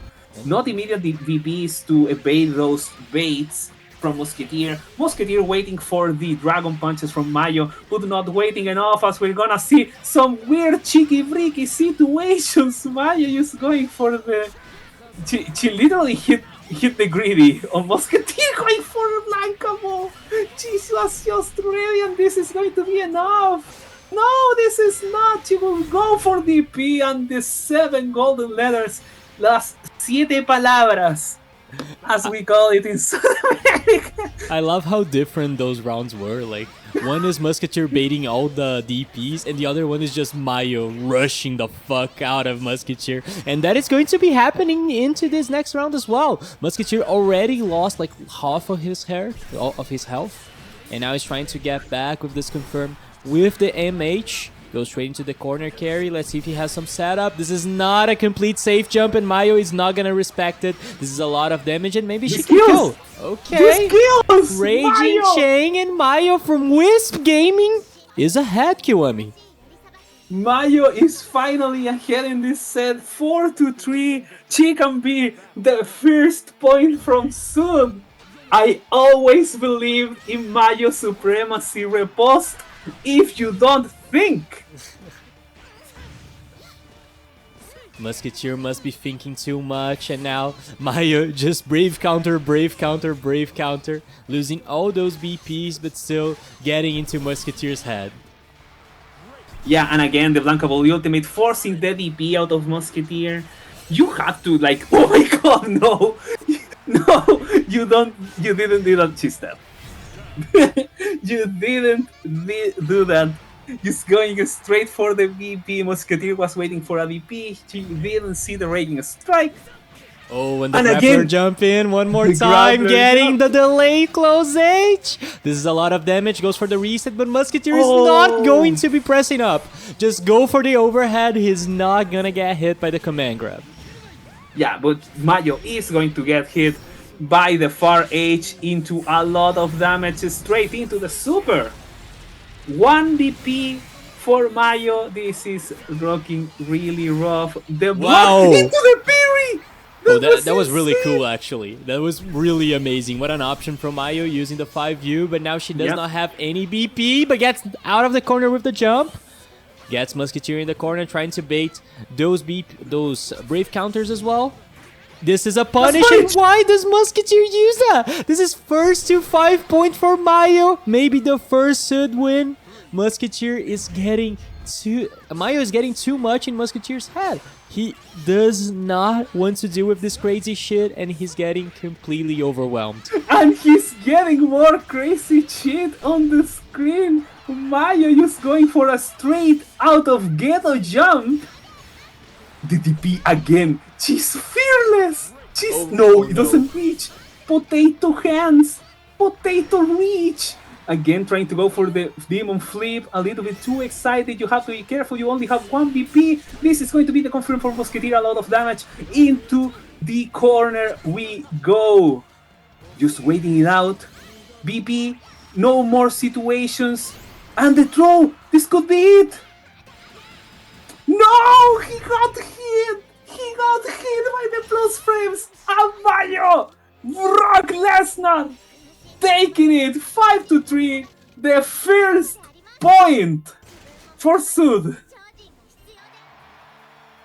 Wait, what? Are they playing again? What is happening? No! What are you doing? Mayo wants to play more. She just wants to go. And she's ready. I don't think she realized that she won. Yo, that was so good. Mayo giving us the first victory for the Sud coalition against Brazil. 3-1 right now, and it seems that we are already getting into the 5th match. That was insane, Mayo. I'm so proud. I always believed in you. Always. one of the main things that I liked about the way Mayo was playing was her realization of how she could use the potato flip against Musketeer. Just like we were saying, Musketeer was not standing up, like at all. So she stopped using the command grab option, went straight into the plus frames or the overhead to make Musketeer impatient, and uses ult. Okay, are they gonna play before? Okay. It seems like we are getting into the 5th set of the night. They didn't even wait. Just go straight into it. I was going to congratulate Mayo. Congrats, Mayo. It's time for JF and JBX. They just want to face each other, and I think they've played like a lot against them, a lot between themselves. So let's see what happens. Another Argentinian player. Yeah, and JF, Juan Francisco, as we call it here in South America, the 2 times champion of Rising Mix, the only champion that we ever have in those tournaments. El Caminante, El Sísifo, Baseraga versus GBX, playing the top 5 character Zoe. I just call her top 5 because it annoys him. He doesn't like playing. Oh my god, he's dead. Oh no, he's not dead. Okay, thank God. Didn't manage to get like that much damage, but still JF is not gonna respect that much. Baseraga has one of the best reversal options in the game with the ultimate skills. Not only the command grab, but the big shoulder one as well. And now using the armor to get ahead in those lightnings from Zoe. JBX tries to use a bit of his zoning. That is one of the main tools that Zoe has in this matchup, but this is not going to be lasting long. JF just going straight at it with the armor again, gets the first round. He just walks forward, that's all he does. El Caminante, the walker himself. And this is something that has been in like the conversation right now, talking about the rising meta. That Baseraga is like pretty much considered bottom 5, but I always say that he's bottom 5 until he gets 50 meter. When he gets 50 meter, he's actually top 5. He's an insane character with meter, going for the empty jump, throw bait thunder into a lot of damage. GBX, the machinery and the technology. And I love the setup as well, but man, he's going to get stomped. Stomped the fuck out. JF just gets out of the corner. And I was gonna say, this character is not bottom 5. This character is strong as fuck. Like, he's not top tier at all, but he's at least high tier, man. This character is so good. It's just that everybody like in their tier list say that this character is bottom 5 for some reason. That's like the development. Like, people are starting to understand that this character is fucked up. This character is insane, but GBX is even more crazy. He likes to go for those situations. He doesn't look at the screen. He just wants to do some shit, and he does it perfectly with lots of damage. Those baits that he does with the Thunders, something that he liked a lot. Oh, and very good, like this round start. Okay, JBX is safe because of the lightning. JF still manages to get that hit, but no conversion. And now JBX, with the infamous dash attack from Zoe, gets the corner carry, and this is very good. And at least it was looking until he got hit by the big shoulder again. Yep, and this is something like, okay, he got big buffs, that's true. It's just that even after those buffs, I've seen people just say, oh, this character is bottom 5, this character is not that good, and then we have him just walking forward. You are the Grand Blue X, that's why like GBX means he was ready. He knows that GBX likes to use the DP as a way to just try to neutral skip, just as Milanesa did with Narmaya, and maybe this is like an Argentinian trait. Oh my god, going just straight at it with some BPs throwing out from JF. A little bit of health less, but Baseraga is a very bulky boy. He has a lot of health that he can just throw away because also he has that big boy damage. He just doesn't care. Health is a resource! And this is going to be it, actually. JF! Whoosh! Just taking it to an O. Really good conversion from the Brazilian player, and not only the conversion, the patience of trying to get into Zoe. Like, he really did some good dash blocking against the Dragon Breaths and manages to get that hit finally with the big shoulder again, the ultimate skill that basically, like, it's one of the strongest ultimate skills in this game because he has like frame 4, frame 5 armor, and is a very huge starter. Oh my god, and again, getting 50 meter, he is unlocked. You can't brawl against him. He has all of the different defensive options ready. Getting another 50 meter, and we know how this goes. This is something that people, well, not like a lot of people, but at least myself, actually criticize the game a little bit. Is that you basically use cheat meter on. You always have meter for everything, so you just throw ultimate skills all the time. And you don't have like repercussions about it because you refund some of that meter when you use them. But again, GBX was used ready because one thing that both of those, both of Vaseraga's wake up options actually lose to is to jump back into lightning. Okay, because he doesn't reach. Okay.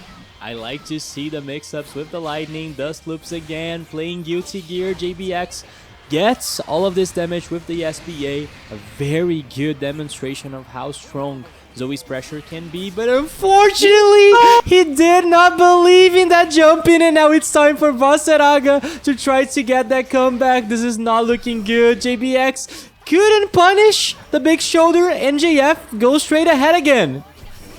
Oh no. Oh no, Kiwami, not like this! GBX pecho frío! ¿Cómo? How? You haven't!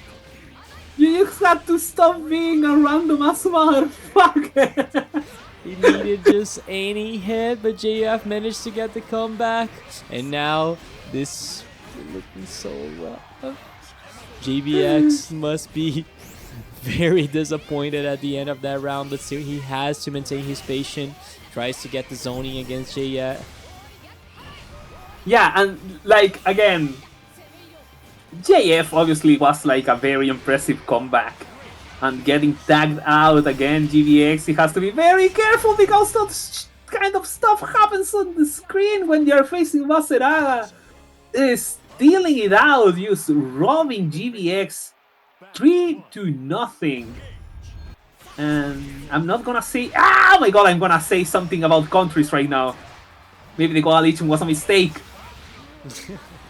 And now, yeah, one more time, GBX in the corner gets hit with a really cool mix. Yeah, oh utilizing the he gets out of the stance and goes to the 2U. Really cool from JF to 2H actually. No, 2M. I'm crazy. I think this is 2Ms. But still, JF gets the hit one more time. This was a very fast round. Yeah, JF just went in, went for the kill, and you can't let that shit go through with a big body character like Vaseraga. As a big body enjoyer myself, I know that sometimes you just hit the opponent 3 times and they die. And this is exactly what JF is doing with those ultimate tackles. Going for the old man check, still it was a little bit too far away for that dodge to actually punish it. Very unfortunate. JF just going in for the kill. He like feels the blood in the water. 4-0. Are we going to get another 5-0? Not, please. And just losing to that big shoulder over and over. This ultimate skill, it's so fucking strong, man. JBX is having a lot of issues dealing with this option, but now he goes for the unblockable. What an amazing choice. Using those lightnings and the advantage of JF not having any BP. JBX now has a lot of advantage, but we saw what happened in the last round. So let's not curse it out. We saw it wasn't my fault. It's starting, it's beginning. Okay, missing the command throw midi.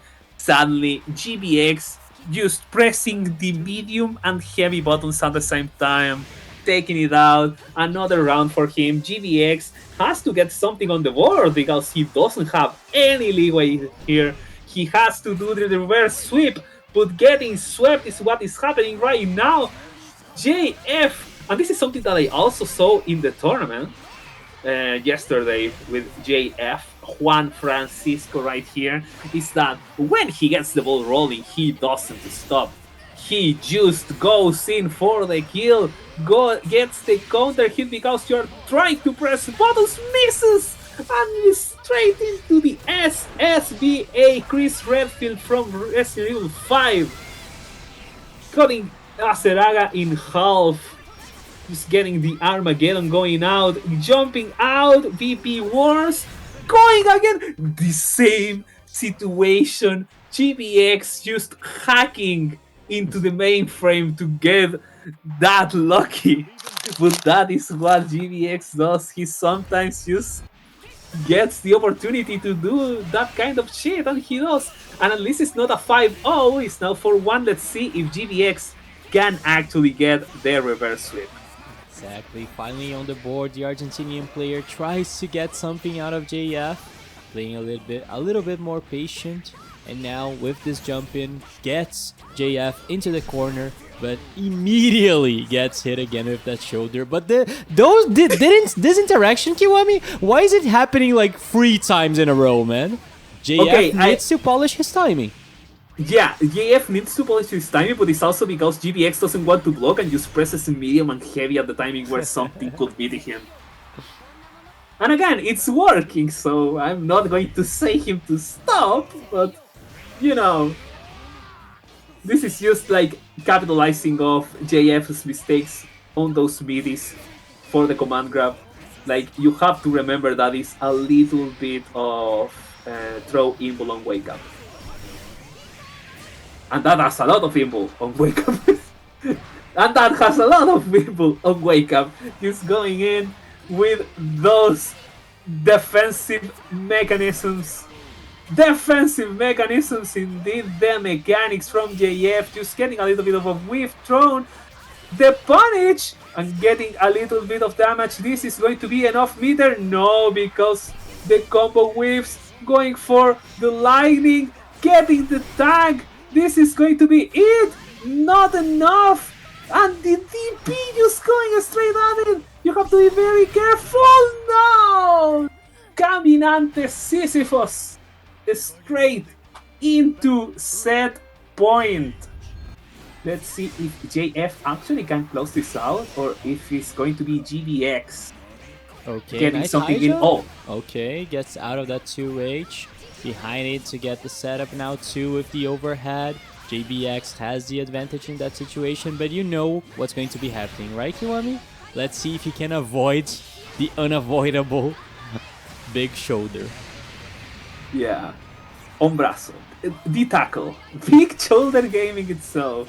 You have to be very careful. And just walking in. He just goes in. He doesn't care. Using all of the...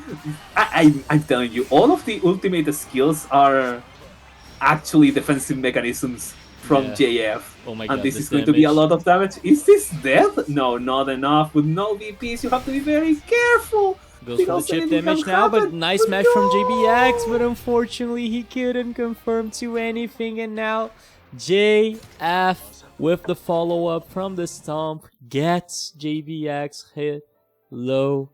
5-1 for the Brazilian player. Even if JBX managed to get that point on the board, it wasn't enough to make the full comeback. And this guarantees at least the victory today for Brazil. JBX unfortunately loses the match, but it was, as all of them were, very fun to watch. Pecho frío nomás. Pecho frío GBX. An absolute fraud. I believed for a minute and it all went away because JF just takes it out. And I'm just gonna say it. It's going to sound a little bit controversial, but all of the Argentinian players of this coalition lost. And not all of the Chilean players of this coalition lost. And we have 2 more coming up. So, you know, I'm not going to say more shit, but you know what I'm going to say. Zate! And one thing I can say is that all of the Wisp gaming players won their matches. Yep. And we're gonna have the other Wiz Gaming player coming in. Exactly.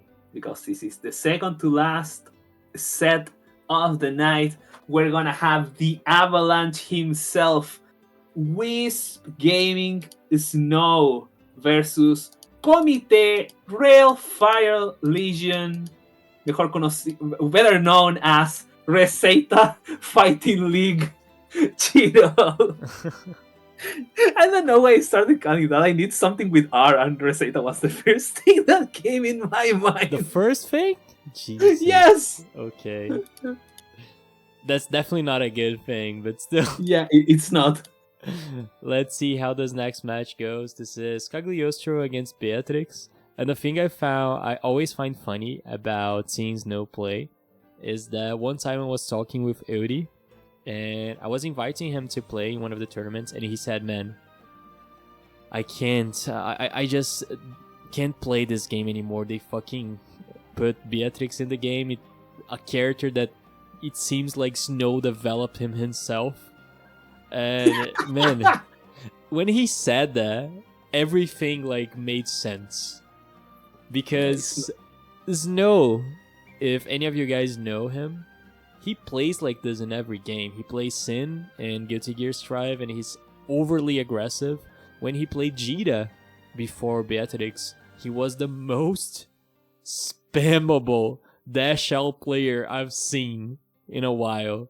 So when Beatrix launched, it's a perfect character for him. Yeah, I said the exact same shit once I saw Snow played Beatrix. It's like, Jesus Christ, this character is actually made for him. Yeah. There is no one stopping Snow right now. He just goes in, like, no thoughts, head empty. Always throwing shit at the screen, trying to stop anyone from playing. Salve Seth, Salve Kiwami, thank you so much, Hiche. The new player himself. And I wanted to thank Guren Revolver as well for the follow and everyone getting in with the subs. Play Thiago, who sent the raid from the Uni stream as well. Welcome everyone. This is our the one before the last match. Yeah. We're gonna have Shido against Snow right now. And I just want to remind you guys that this event is only happening for one reason. It's to promote Primal Showdown, the ARC World Tour online silver ranking event that's happening next week. So please, if you're enjoying the matches, if you want to see more Granblue action, if you want to see the South America community receiving more support from Cygames for ARC system, please play in the next week tournament. This is a huge opportunity for South America and you don't want to lose it. So if you did not register yet, please do it. Do your region a favor and participate in this tournament. It's going to be a huge ass tournament, and it's going to be our chance to showcase how big and strong our scene can be. So don't forget to register, please. And yeah, it's only going to be on Saturday, Musk. But the thing is, it's going to be ending late. It's going to start like 8 p.m. and I think we can get more than 100 players. So you know what happens with that. But well, let's go straight into the next match. Shido and Snow, you guys can feel free to play. And one cool thing is that after this event, I don't know if you guys know about this. After this, I'm going to be raiding one specific event that's happening. It's a team fight in Guilty Gear Strive that Rang, the Brazilian player, is going to be participating in. It's going to be like World against United States. They start like in 2 minutes. So when we finish this, I'm going to send you guys to watch the World versus NA event that's happening as well. So that's gonna be really hype as well. But let's go straight into... Get ready with those hamster copy pastas. That's all I'm gonna say. But now it's time for the Donkey Kongs, for the Wisp Gaming copy pastas, because it's going to be Wisp Gaming Snow against Komite, Railfire Legends, or Receita. I don't know what you said. Receita Football League. Okay. Receita Fuchibola. Chiro going straight at it. Just an absolute massacre of a first round. Snow, it seems like Chiro, and Chiro, I know that he plays really aggressive as well, but this is against a Beatrix, the queen of comebacks, the queen of damage, and it's going to be the, how to call it? Anti-air bait. That's it. Cagliostro's ultimate skills are like very annoying to deal with because she has like a lot of options to bait her anti-air, and that's one of them. Nice play from Shudo, getting Snow trying to use that 5H. Oh, that was a little bit unfortunate, and a little bit unfortunate as well, but as Cagliostro players like to say, it was all calculated with Cheeto just going for the... Jesus Christ. And this is the classic Snow frame with the anti-air 2H. This is a lot of damage. Goes for the corner carry of the Delta Clock. Tries to get the close M into the Fame Trap. And Jesus, oh, and this is death. It's over. This is over, yep. It's going straight into the SSVA. The best looking SSVA in the game, don't let me. For me, it's one of the top 3. I made a list, and it's Beatrix, Soris, and Ladivas. Those are the best. Oh, yeah. I completely agree. The Soris one is goated. You never see it, but it's goated. Yeah. But still, for the new ones, Beatrix is definitely the best looking one. Yep. It has soul. That's the shit. So now the things are not looking good for Snow. Into that setup from Cagliostro, Snow manages, Shiro manages to get those extending combos with the traps, and now with a really great mash. This is probably not gonna be it, but still one more hit, and Snow is going to lose the first. Oh my god, what is he doing? No! Oh Jesus no! Christ! Oh no! Oh no! It's a Snow Gaming! The avalanche never stops. A lot of damage into the DP. Chiro takes the first one. After a very scary situation, you always have to beware the gorilla itself. I definitely wasn't expecting the anti-air ground Viper that he used, but still, it was really cool. Like, just like we said, Snow plays in a very deranged way as well. This maybe is a treat for the Wisp Gaming players, at least the ones that are participating here today. Yep, and again, Snow is... yeah, it's known for just never stopping going forward, even if he has to DP all the way. That Chiro finishes it up with the Ars Magna, the Pizza Cutter, and let's see if Snow actually like adapts to what Chiro is trying to do. Very good riding free into the pressure that manages to open Chiro up. He didn't want to block anymore, and I can completely understand it. Into the meaty overhead, into the meaty close L, and I think this is probably going to be it. Maybe not. Or maybe yes, this super does a lot of damage. Yep. And you have to always remember, Kiwami, this is the nerfed option. She got nerfed, so this damage is not what she was doing before. Snow still manages to get that hit. It is what she was doing before was with... what she was doing before was with Delta Clock. He didn't have Delta Clock. He did literally like the same BMV. It's just that it's a little bit nerf damage because of the changes to riding free and the other specials. But still, like, it's not like a lot of changes. It's like noticeable, but it's not that bad. Just going for the draw, just going for the run-in, too well. And this is very good from the Snow going for the corner to corner. I like this one a little bit more. Not getting the confirm, but getting the chimichangas. The Snow with a lot of damage, and this is going to be enough. Taking it 1-1 for Sud.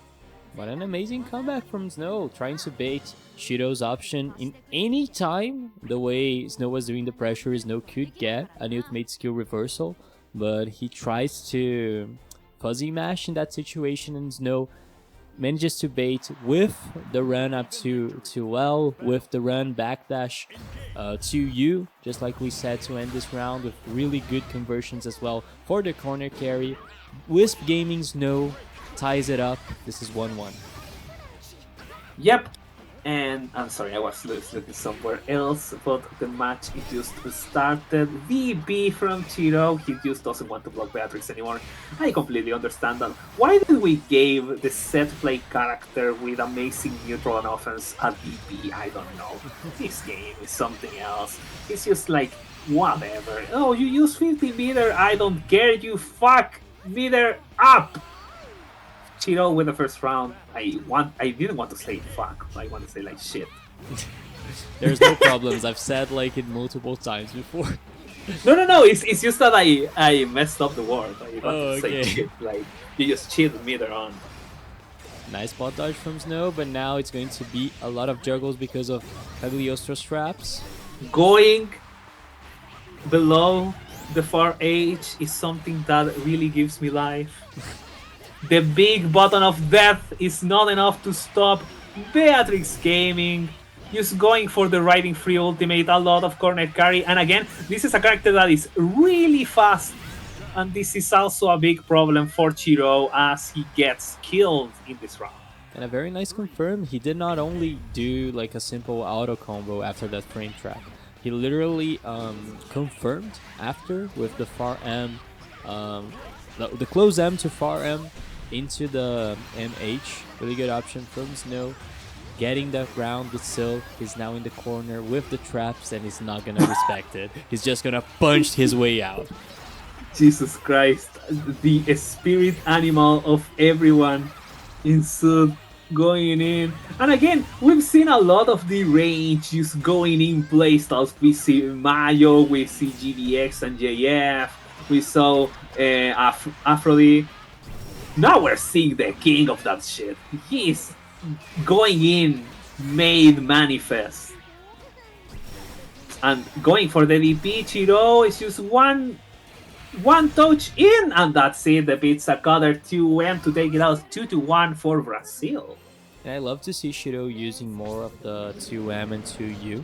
He used that very often in this last round because he's trying to stop the Ground Viper option from Beatrix since it was low profiling the 5H. So very good adaptation. One more time, exactly what I was describing happening right now. Just like Kiwami said, you can't use the same shit against us Brazilians. We're going to adapt. Yep, it's just a trademark of Brazil as a fighting game community. And yeah, it's an option that all of the characters have, but Cagliostro in particular has very good low hitting buttons. 2M and 2U are just very good at holding the mid-range and clipping away that riding free.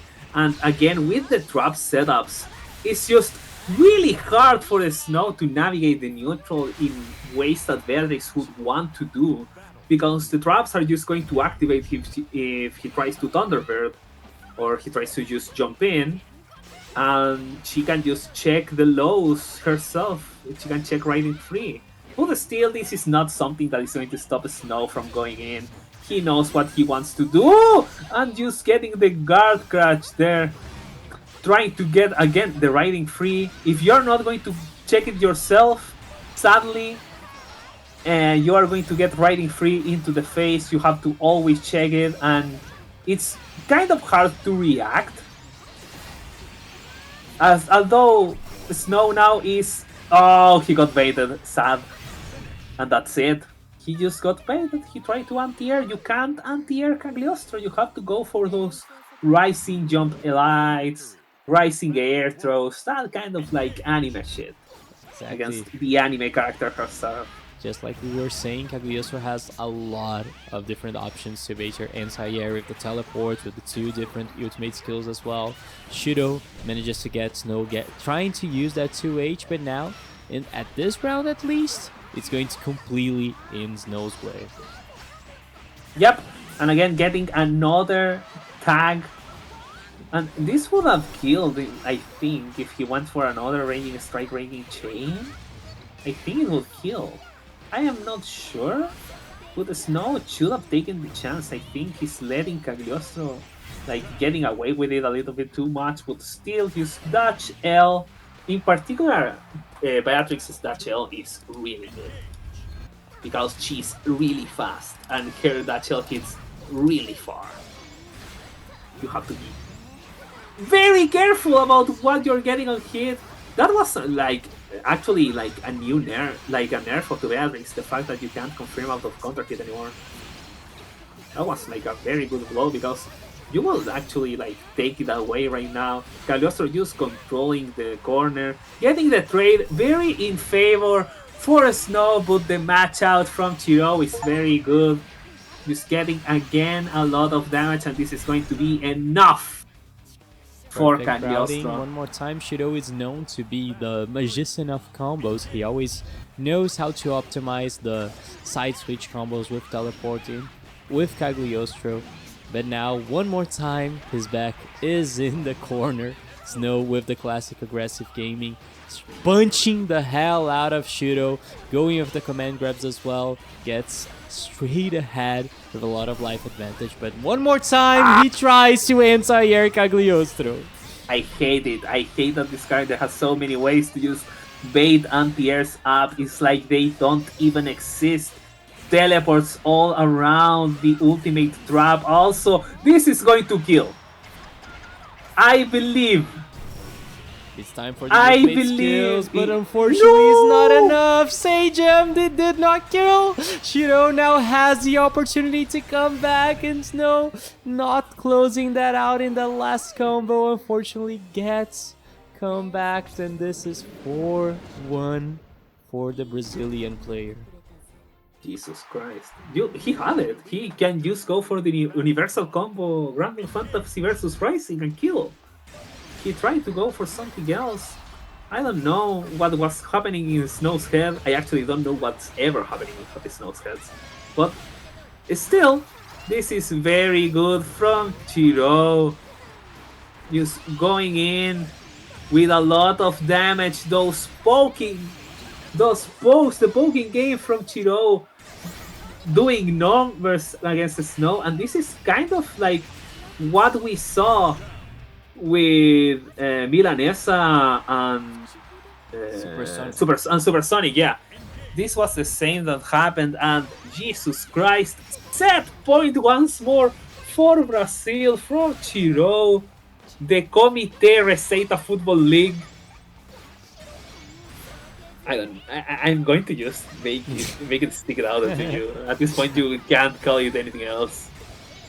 I think I'm definitely going to be thinking about this the next time I see his sponsor, but still, Snow trying to fight it out, goes in with the jump in immediately. Oh no, oh no. Yeah, just going straight for the punish into the Ars Magna. Look at the damage, Snow. Still, this is not the worst thing in the world unless he dies right now. He didn't. He has to be very careful because he can get chipped out. Just perfect the spacing from Chiro, baiting the riding free. He just didn't believe in anything that Beatrix could throw out, and this is going to be 5-1 for Snow, 5-1 for Brazil. Chiro manages to get that win for Brazil one more time with the captain, Wisp from Wisp Gaming, just sobbing on the chat, seeing his managed player, just like you said about Mayo losing. Unfortunately, Snow lost this match, but still really good playing for Shiro with some really cool adaptations, mainly with the 2M and 2Use getting the Ground Vipers. Yep, this is going to be like it. it's actually going to be the last match that we're gonna have right now. Still, congratulations for Chiro getting it 5-1. Really cool Cagliostro. The combo magician, as you call it. Just going in for those side switch combos. Even though I now call it the VMB because I see it all the time, but still, it's better than just close H into special, close H into special. You know, Yeah, even though it's kind of like it. He has like a different punch out of it because of the traps and all that.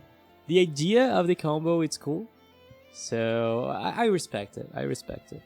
Yeah. There's not that much like really sauce combos in Grand Blue. So when Cagliostro does that shit, I'm like, okay, that was nice. But Yep. still, now we're heading into our final and main match of the day, I would say, because this is the winner, probably the best player in Brazil, against the winner of Raging League, probably the best player from SUD, right? Yep, it's gonna be South America's finest, the Emblem Warriors, Gray Fox with that Eustace Gaming against the one and only Ami Sensei playing the Siegfried. And Siegfried is a character that, even though he's considered top tier, we don't see it a lot. We always see the Niers, we always see the Zeus, we always see Lancelots and Belials, we see all of that shit. But Siegfried is somewhat like, at least on the American soil, it's not top 5 now, he's top 9 exactly. Japan said it 3 times in a row. Yep, I believe he's still top 10, he's still fucked up. He does funny noises when he throws his specials. I'm going to copy it. So, yeah, that's kind of it. It's still pretty good. And man, I was really looking forward to this match. Just like we were saying, this is probably the South American matchup that people are most looking forward to, since those are the best player from each region. And I'm a little bit biased for Eustace. Even if Ami Sensei is a Brazilian player, I just fucking love Eustace. If Eustace was not like, he's not only hard, he's like a very, if you want to optimize the character, he has a lot of shit you can do. Mm-hmm. And I don't think like seeing Nier, seeing Siegfried, I don't think it's that worth it. But this character is so fucking stylish. He's so fucking cool to watch. And I really like to see how Gray Fox uses him, especially in the way he uses the ultimate skills at the corner. Mainly the 6U that he uses a lot. I want to see how he does it against Amy, that has a really good defense. This neutral is going to be interesting because Eustace has the charge projectile that actually defeats Siegfried's projectile. So this is going to be like a mid-range weird gameplay at the beginning, I think. Yeah, I think this is a matchup where we are going to have to see the best like traits of both players. Either is the methodical and ruthless gameplay from Gray Fox, or it's going to be the patience from Ami Sensei. And yeah, I'm really excited. Like, this is going to be the absolute peak of South American gameplay right here. Brazil versus Sud, Ami Sensei, Gray Fox. And I think we are ready. Exactly. Let's go. This is our last match of the day. The polls are already up. You can do your betting. This is Brazil's best against Chile's best. Gray Fox against Amy Sensei. Siegfried against Eustace. It's time to see our last match. Let's go, Brazil, Chile. It is time for the best match of the day with a really... I like this color from Eustace. Let's go. This character's so fucking stylish, man. It's so I mean, cool. he is cool. But are you as cool as the Dragon Slayer himself? We are going to find out. As again, starting with this kind of like mid-range neutral, Ami Sensei trying to get something going on with the fireball, getting tagged out, getting the Orkan, and just throwing Grey Fox into the corner. Again, this is a character that is kind of like a pseudo big body, pseudo all-rounder Choto-esque character. He has the best of both worlds. He has the damage that he's going to display right now. Orkan! Uwe! Into the corner. And just going for a lot of damage into the SBA. One of the best SBAs in the game, in my opinion, because of the reach and the invulnerability of it. Just going for the xenophobic pressure right there to you. To close it out, the first blood is for Ami Sensei. Oh, and see how strong that projectile can be. He didn't even touch Grey Fox, but he's already in the corner. But still, I love to see those clash situations. Both of them are very ready with the throw. And now Grey Fox trying to get back into the match using the different ways Eustace can reset pressure. Yep, and we have to be very careful when dealing with Siegfried. His fireball, it doesn't need to touch you. It doesn't need to be plus frames. It's just the commanding presence that he has on the mid screen. And just going out, Ami Sensei literally said, no, you know what? I like the other corner. I'm going to put you there. I don't care. I love the movement from Grey Fox with a nice spot dodge, getting out of basically all of the projectiles. He's always getting the right moments to spot dodge it. And it's not that easy to do it. Yeah, and Djibouti in the chat said it best. Ami Sensei is just the master of getting space. Just going in, just getting closer and closer. The big body specialist himself, even though he's not a big body specialist, he's just an anti... How to call it? It's an anti-micro dash. Just going for the confirmed, although Eustace Gaming from Grey Fox. This is not going to be easy, and this is going to be close. And that's a good thing that Eustace has in Rising, because one problem he had in Vanilla is that he couldn't combo mid-screen at all if he did not have EX Bomb. But now, he has all that combo, but now he's going to be exploding, because Amy Sensei gets one of the best starters in the game. I mean, Siegfried Close Age is a button. He was in the corner, it was not even close. Just insane damage from this character, which is one of his like better traits, and with that jumping scramble is enough. Going for the universal combo, Grand Blue Fantasy versus Rising for the 1-0. Ami Sensei is starting this up. And I love the way Grey Fox ended that combo with the EX Bomb, but Amy Sensei managed to tech that throw, get out of that situation that was favorable for Eustace. But man, this was just one round. This was just one match. We still have a lot to go. Yep, this is going to be a juicy, very good spot dodge use, avoiding the plus frames. Ami Sensei wasn't ready to continue the pressure, and Eustace right now, Grey Fox throwing Ami Sensei into the corner. To see the plus frames, nice punish. This is now xenophobic defense right there.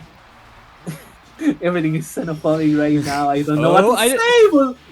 I was thinking exactly that.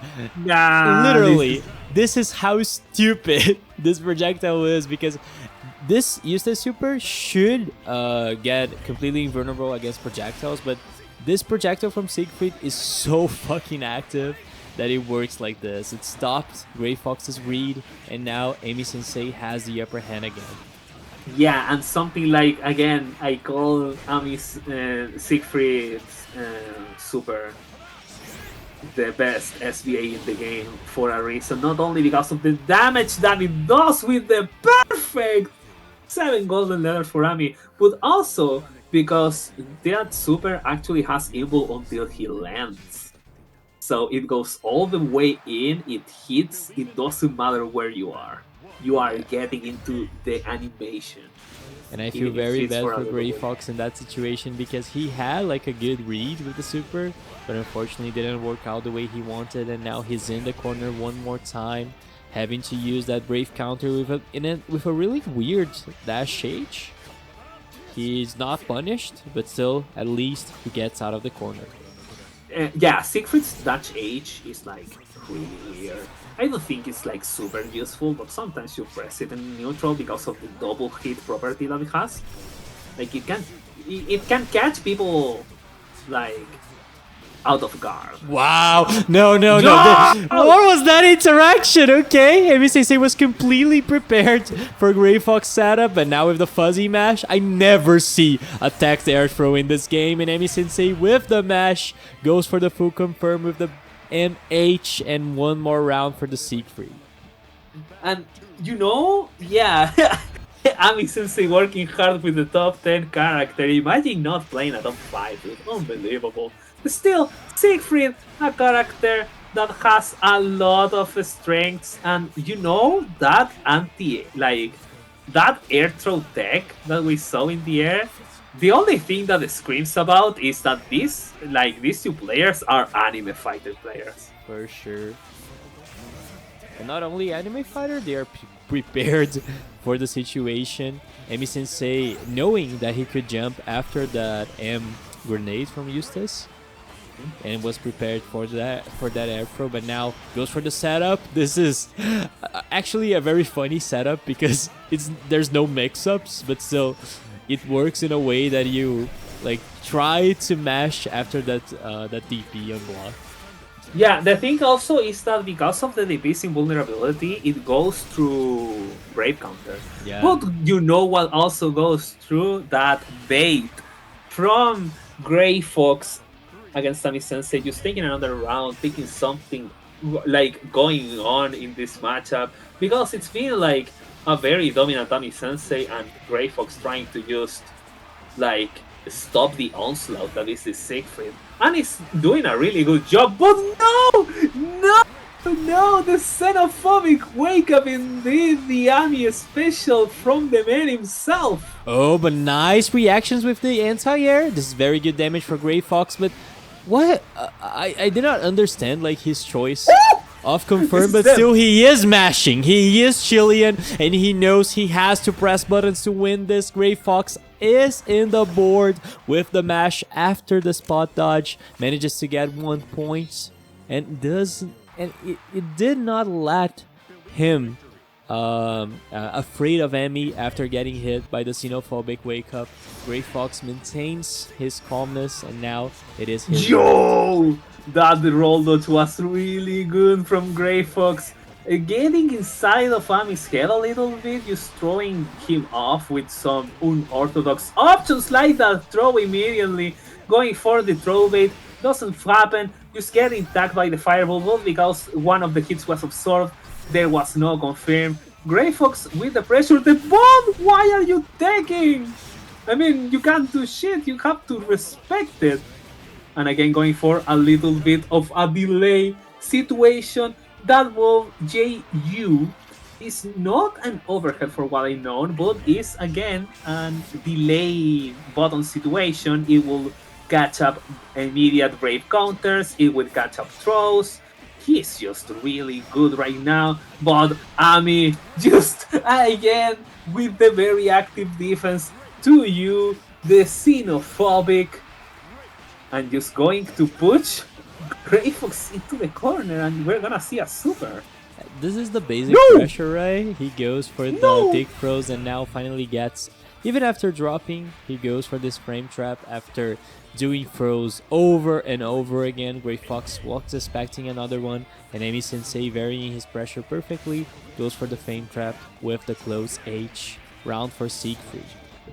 Yeah, and again, trying to get a little bit more space, Emi Sensei, and you have to understand that you are basically giving the master of taking a space a character that is incredible at doing exactly that. But Gray Fox having him in the corner, meticulously putting him in the setup, going for the overhead, doesn't work. But again, just getting into these scramble situations, Ami Sensei with the knockdown, because brave counters do full knockdown and they can. No! The bait! He wasn't ready for that brave counter situation. Gray Fox taking it 2-2, and it seems that we have ourselves a set. And just like Cheeky is saying on chat, he is him. Gray Fox is showing why he is the best Zate player right now with an amazing usage of defensive options with the spot dodge, with the roll to get out of Siegfried's Rekkas, and this pressure very varied using the ultimate skill and the EX bombs as well for setups, but now he's just getting rolled over in the corner. Amy Sensei has the advantage, but one more time the roll. The active defense from Gray Fox gets him out of the corner. Yeah, and it's something that you have to understand that sadly Siegfried doesn't have many ways to continue his pressure after he uses his fireball. He has to use Orkan. Oh, not getting the unblockable sadly. The DP, first DP that we see out of Justas, I think. Very good from Gray Fox. Just going for the pressure. Getting a little bit of extra damage. Just throwing him up. 3 spot dodges in a row! That is what we call the GBX special. We're just doing the Screamer Five Nights on Freddy's. The Foxy's Pirate Cop looking as Fireball from Siegfried. Just to take that round. And the Orkan! Uwe! Getting into the corner. The M Fireball. A lot of plus frames. Not going for that anti-air, even though Siegfried's anti-air is particularly good to for catching cross-ups because of how vertical it is. Still, it is Ami's DP. He goes out of his pressure. He uses sticks, the big button, and going again for that roll. This time, Ami Sensei was ready with the throw tech. It's not going to happen again. Once again, as the other matches go on, Brazil are the kings of adaptation, but I'm going to see how you're going to try to adapt to this. Just going for the match. It seems like he wasn't xenophobic enough. Gray Fox with the round. And that sequence from Gray Fox was so fucking good because he even recreated that situation with the air throw and adapted with the JM. Managing to get the combo. Gray Fox is really him because, man, even Amy Sensei is lost on what he can do on defense. Yeah, like, the thing is that Gray Fox is incredibly good at layering up his pressure. He always goes for different things and he always likes characters that just allow him to express himself like that in offense. And again, just ruthlessly, meticulously, the silent assassin from Chile, just taking it out, still not getting a confirmed sadly because he doesn't have a bomb. What is going on? Oh my god. Definitely a missing put, but you can always hope that the xenophobic wake up is gonna help. But now he's trying for the DP, tries to bait the throw. Very weird situation happening again, and Gray Fox has that reactions with the anti-air. Eustace anti-air is really good. Not only because it's very fast, but it hits really high and he has a follow-up as well. So Gray Fox getting that anti-air, gets ahead in the match. 3-2 for Chile. Yeah, okay, the only anti-air that stopped anti-air is used as 2H. Yes, that's right, and that's because of that follow-up. Because of the follow-up, Siegfried can't use Jump U to try to delay his approach and get into that situation. 2HH actually covers for every option of Siegfried in the air. So he has to be very careful about jumping. Fox was just ready for this. And he is ahead in this set, going for the DP, going for the bomb setup, getting a little bit of plus frames. Again, he really likes to play with that spacing, where he can make a button in the air whiff and then just goes for dash L. Don't bring a sword to a gunfight, that's how it is. And he has like 20 guns. He has Arkanoid, he has laces, but we're gonna see it! The fellas, amigos! It is the classic, man. Jesus Christ, the damage! It just keeps happening. I'm sorry for everyone, but we have to say the name every time. Is the xenophobic wake up. Amy Sensei gets the round. His trademark is being xenophobic, it seems like. But still, Amy Sensei gets the round. The comeback is to the Siegfried player. Yeah, he's xenophobic amigos, xenophobic fellas. He's going straight at it. NA is the worst and the best thing that happened to this community, man. I love it. And now Grey Fox is going to get out of the corner with a really good Ooh. empty jump as well. Ooh, that's a lot get of a full damage. combo, but that's a lot of damage with the dash M as well. But man, always in this active defense. Amy Sensei gets out of the corner, and now it's time to put Grey Fox on there. The dodge, nice throw tech from Grey Fox, but getting tagged by the Beta Dragon, and that is going to be it. Far M to take it 3-3 after the fellas, the amigos, xenophobic wake. And there it is! He came to see his friend El Fugitivo Eury in the chat. We are 3-3. The anti-air, they confirmed from Ami Sensei, incredibly good gameplay. Just going in, going at it, a lot of damage, going for the Orkan. The world is not ready for Latan's rising lore. Exactly, Elodius. That's really it. Okay, going perfect for jump from Amy Sensei. Yeah. Getting that ultimate skill with a punish that it's not easy to punish that ultimate skill, with a delay meaty, with the close L. Amy Sensei gets ahead after Grey Fox manages to get like a really good advantage. Yeah, and Ami is starting to layer his offense a little bit differently, trying to catch Grey Fox using that active defense that we call about against him. And it seems like, okay, everyone's gonna say that he recognized it and stopped doing that, but he immediately went for the Orkan Killer. Oh my god, not getting the throw bait correctly and getting DP'd, and now it's Eustace who is pressuring up Siegfried. Or that's what I will say if Siegfried didn't have the fireball of all time. Just going straight at it and going for a little bit more pressure. Ami Sensei with a lot of patience. Jesus Christ. Just waiting it, but it's never your turn. You can go for that because you have a DP. And this is going to be it because he had a bomb. He was absolutely ready for that. And that was completely different from what Grey Fox was doing. He was very aggressive in this latest pressure, and now almost gets the air unblockable, but still very good round for Grey Fox. And this is going to be very important, Kiwami, because who wins this round gets like 4 free. It is a first to 5, so... Kiwami Chris Redfield! No, the Sud Rising lore is too strong. Going for the 2U, that is also a really strong situation from Ami Sensei.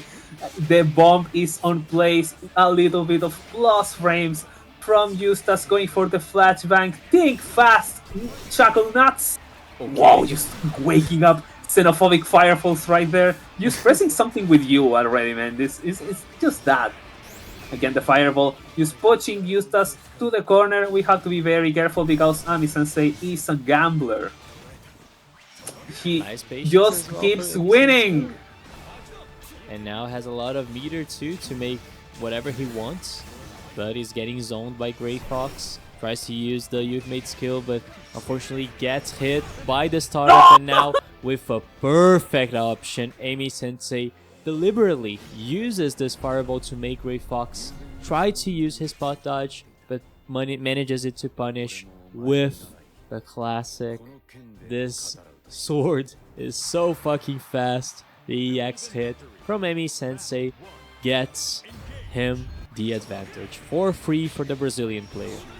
Yeah, and again, it's something that we have to talk about is that Ami Sensei was ready for Grey Fox dodge. He knows that after all this time, Grey Fox has been consistently trying to spot dodge his fireball.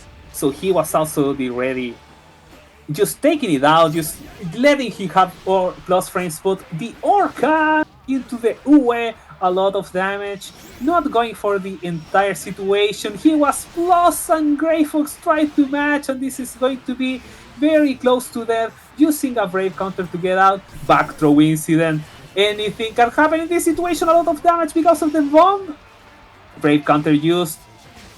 Just going in. Brave counters galore. He tried to just do a very cheeky laser situation, and it's Ami in set point, but getting hit with the Arcanoids and the Bombillos. Not getting a little bit more, but back throw incident. He just knows he can't stop winning. Save. Gets out of the corner, and now with the air-to-air, Grey Fox unfortunately couldn't get that combo. He was trying to do the juggle with the backwards DP from Eustace, but still has the advantage on life lead. Okay, just a trade, but using a lot of meter from Eustace right now. Still getting a little bit of a refund because both of them hit. Getting the DP, that was enough. Just throwing the bomb. Oh no! No, not like this again! The xenophobic wake up straight into the super. Is this gonna kill? Oh my god, not like this! It is the death! Amy Sensen wins this set with the classic xenophobic wake up to you straight into SSBA with the friends he made along the way. Or not, because he's xenophobic. 5-3, Amy Sensei is the winner in our last set. The most xenophobic defense mechanism in the entire world. Sweep into fellas. It was an incredible set. Congratulations to Ami, and really good performance for Grey Fox as well. We saw some incredible shit. And Jesus Christ. It's too strong. How do you stop it?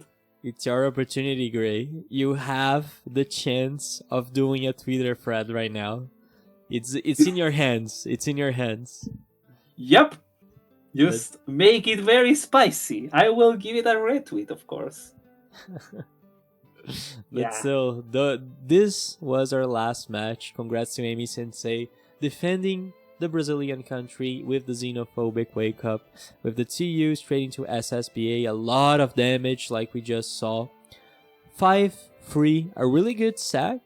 Even if Brazil won, Grey Fox definitely showed how strong his Eustace is, how consistent he is dealing with specific Siegfried options, with the spot dodges, with the rolls, and punishes with throws. It was a really, really great set.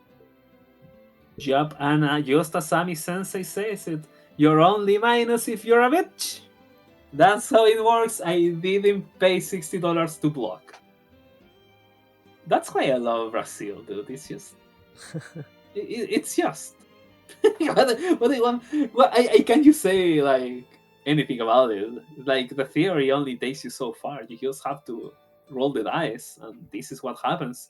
Again, Siegfried is a character that has very good spikes in damage, just as we saw. So, and the thing is that I knew that it was coming. Do you know why I knew that it was coming? Because Grey Fox only had 2 bravery points. If he did that shit, it was going to take him to 0 and it was going to kill. I knew. I absolutely knew. Jesus Christ, Ami Sensei, you maniac. As a masher, you recognize one masher, right? Yeah. I smelled that shit. Like, I was like, oh no, this is danger. This is going to be, like, not a very good situation for him. And the thing is, the reactions from Grey Fox at the end of that match was really cool. Like, he whiffed some button with Emi Sensei a little bit higher, and he immediately did the ultimate skill DP. It was really, really evident how those players were reacting to each other's shit. And losing that way, it was definitely... it seems like it was made up. But we couldn't have a different way to end this set without the meme shit. But I'm just waiting for the tweet. That's all I'm doing right now. But yeah, congrats for Amy Sensei. What a great showing. Showing not only that he can dominate Brazil, but he can dominate maybe all of South America. Unfortunately, because he is too much xenophobic, he could not go to EVO. But still, we're definitely going to have another opportunity to send him to play against the best in the other regions, because he's really, really, really strong, as we just saw. But yeah, with these, we finished this exhibition. I want to thank everyone that participated in this, all the 14 players. all of you guys played really well. It was very fun to see. Don't get depressed because you've lost. That is not a problem. This is just a first to 5. This does not say about your ability or about like how strong you are. This is just one set, and you can learn from it, because the main thing is going to be happening next week. Yep, next week we have the silver tournament. And I'm gonna ask you, Ami, that you're gonna promote this in Spanish, please. Shit, voy a tener que hacerlo en español. Ok. Chiquillos gamers, tenemos el torneo Silver Ranked de la Arc Rebel World Tour 2024-2025 en 2024. Primal Showdown organizado por el único, el incombustible zatefgc. Así que, chiquillos, métanse nomás, métanse todo. Es gratuito, nos fuimos a la B, da lo mismo. Porque aquí vamos a volver y vamos a mostrar toda la magia de Sud. Toda la magia de South America. Meterse es gratis y le tenemos que mostrar al mundo de qué somos capaces. Así que vayan, chiquillos, no se pierdan esta situación. Y nada, po, háganme orgulloso, pibes. The tweet longer is coming right now. Let's go! But yeah, just like Iwami did in Spanish, I'm gonna get with Portuguese, so please, pelo amor de Deus, já vamos se inscrevendo aí, pessoas. Já tô há semanas enchendo o saco para todos vocês aí se inscreverem, então não esqueçam, as inscrições vão até o dia 25, dia 27 eu quero ver todo mundo inscrito e eu vou encher o saco de vocês no privado. Se você já jogou Granblue alguma vez na sua vida, se você jogou algum Anime Fighter, você vai participar, porque o jogo é gratuito. Vamos lotar essa bracket. Eu sinto que a gente consegue passar da Europa, que teve ali umas 140 pessoas. O Brasil tem mais. Então vamos lotar isso aqui e vamos trazer qualidade também de gameplay, como a gente fez nessas FTs. Sets de qualidade a gente quer ver cada vez mais no Primal Showdown da semana que vem. Então encham o saco dos seus conhecidos para termos bastante pessoas assistindo uma finalzinha com o Xenophobic Wake Up. We're gonna see a lot of xenophobia in the bracket. So get ready. I need to, like, control myself.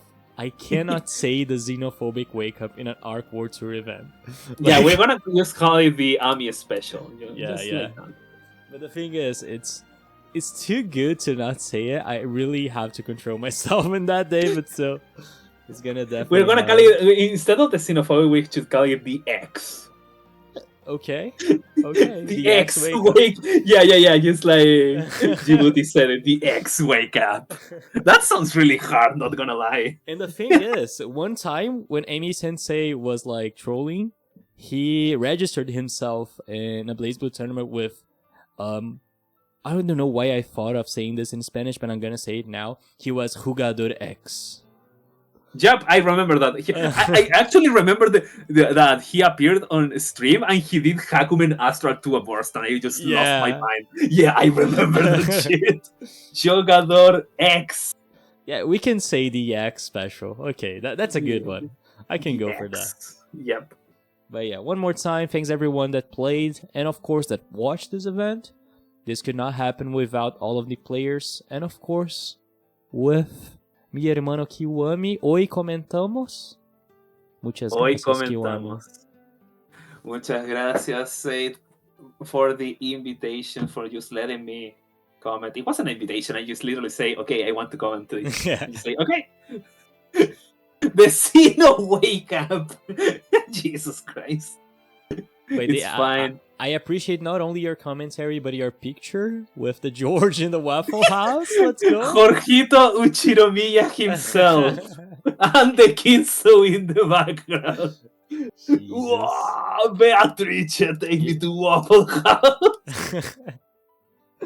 Yeah, you definitely cooked on that. So, yeah, well, if you want to say anything before we close the stream, this is your space.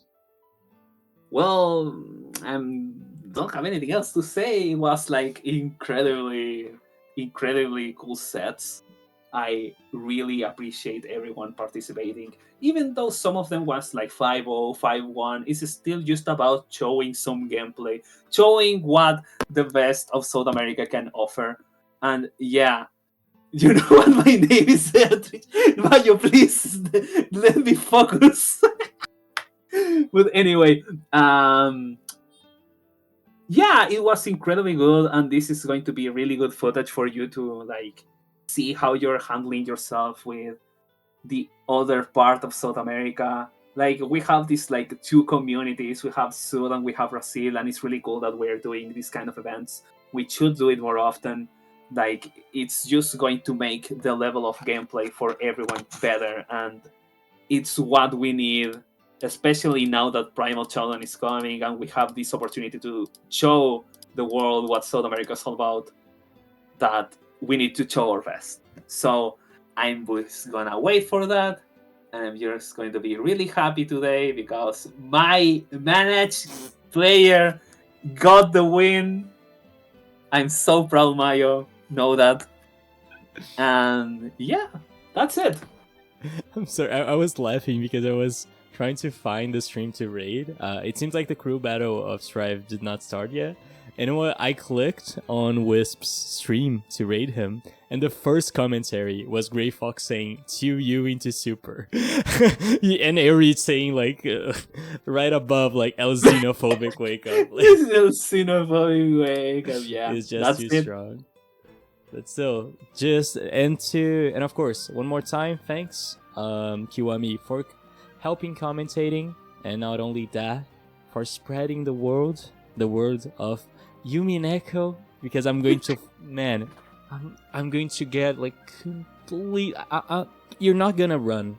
Everyone that's watching this stream, if you go to Battle Coliseum, man, you're gonna play Ogon.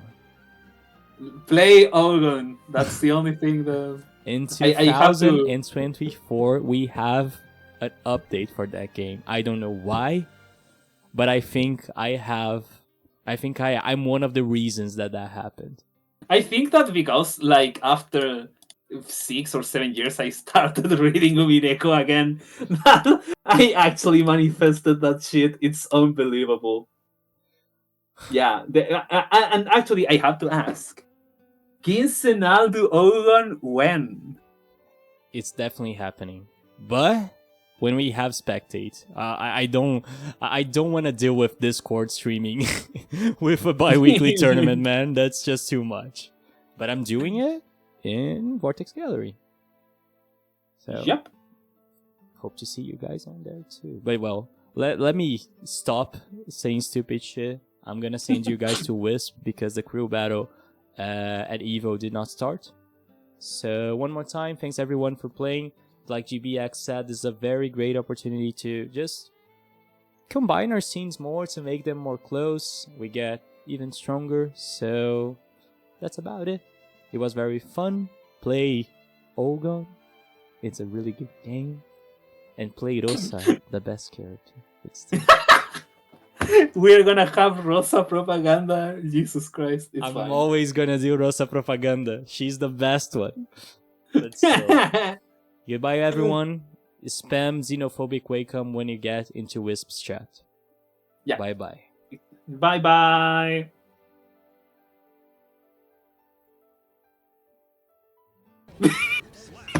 This was the most insane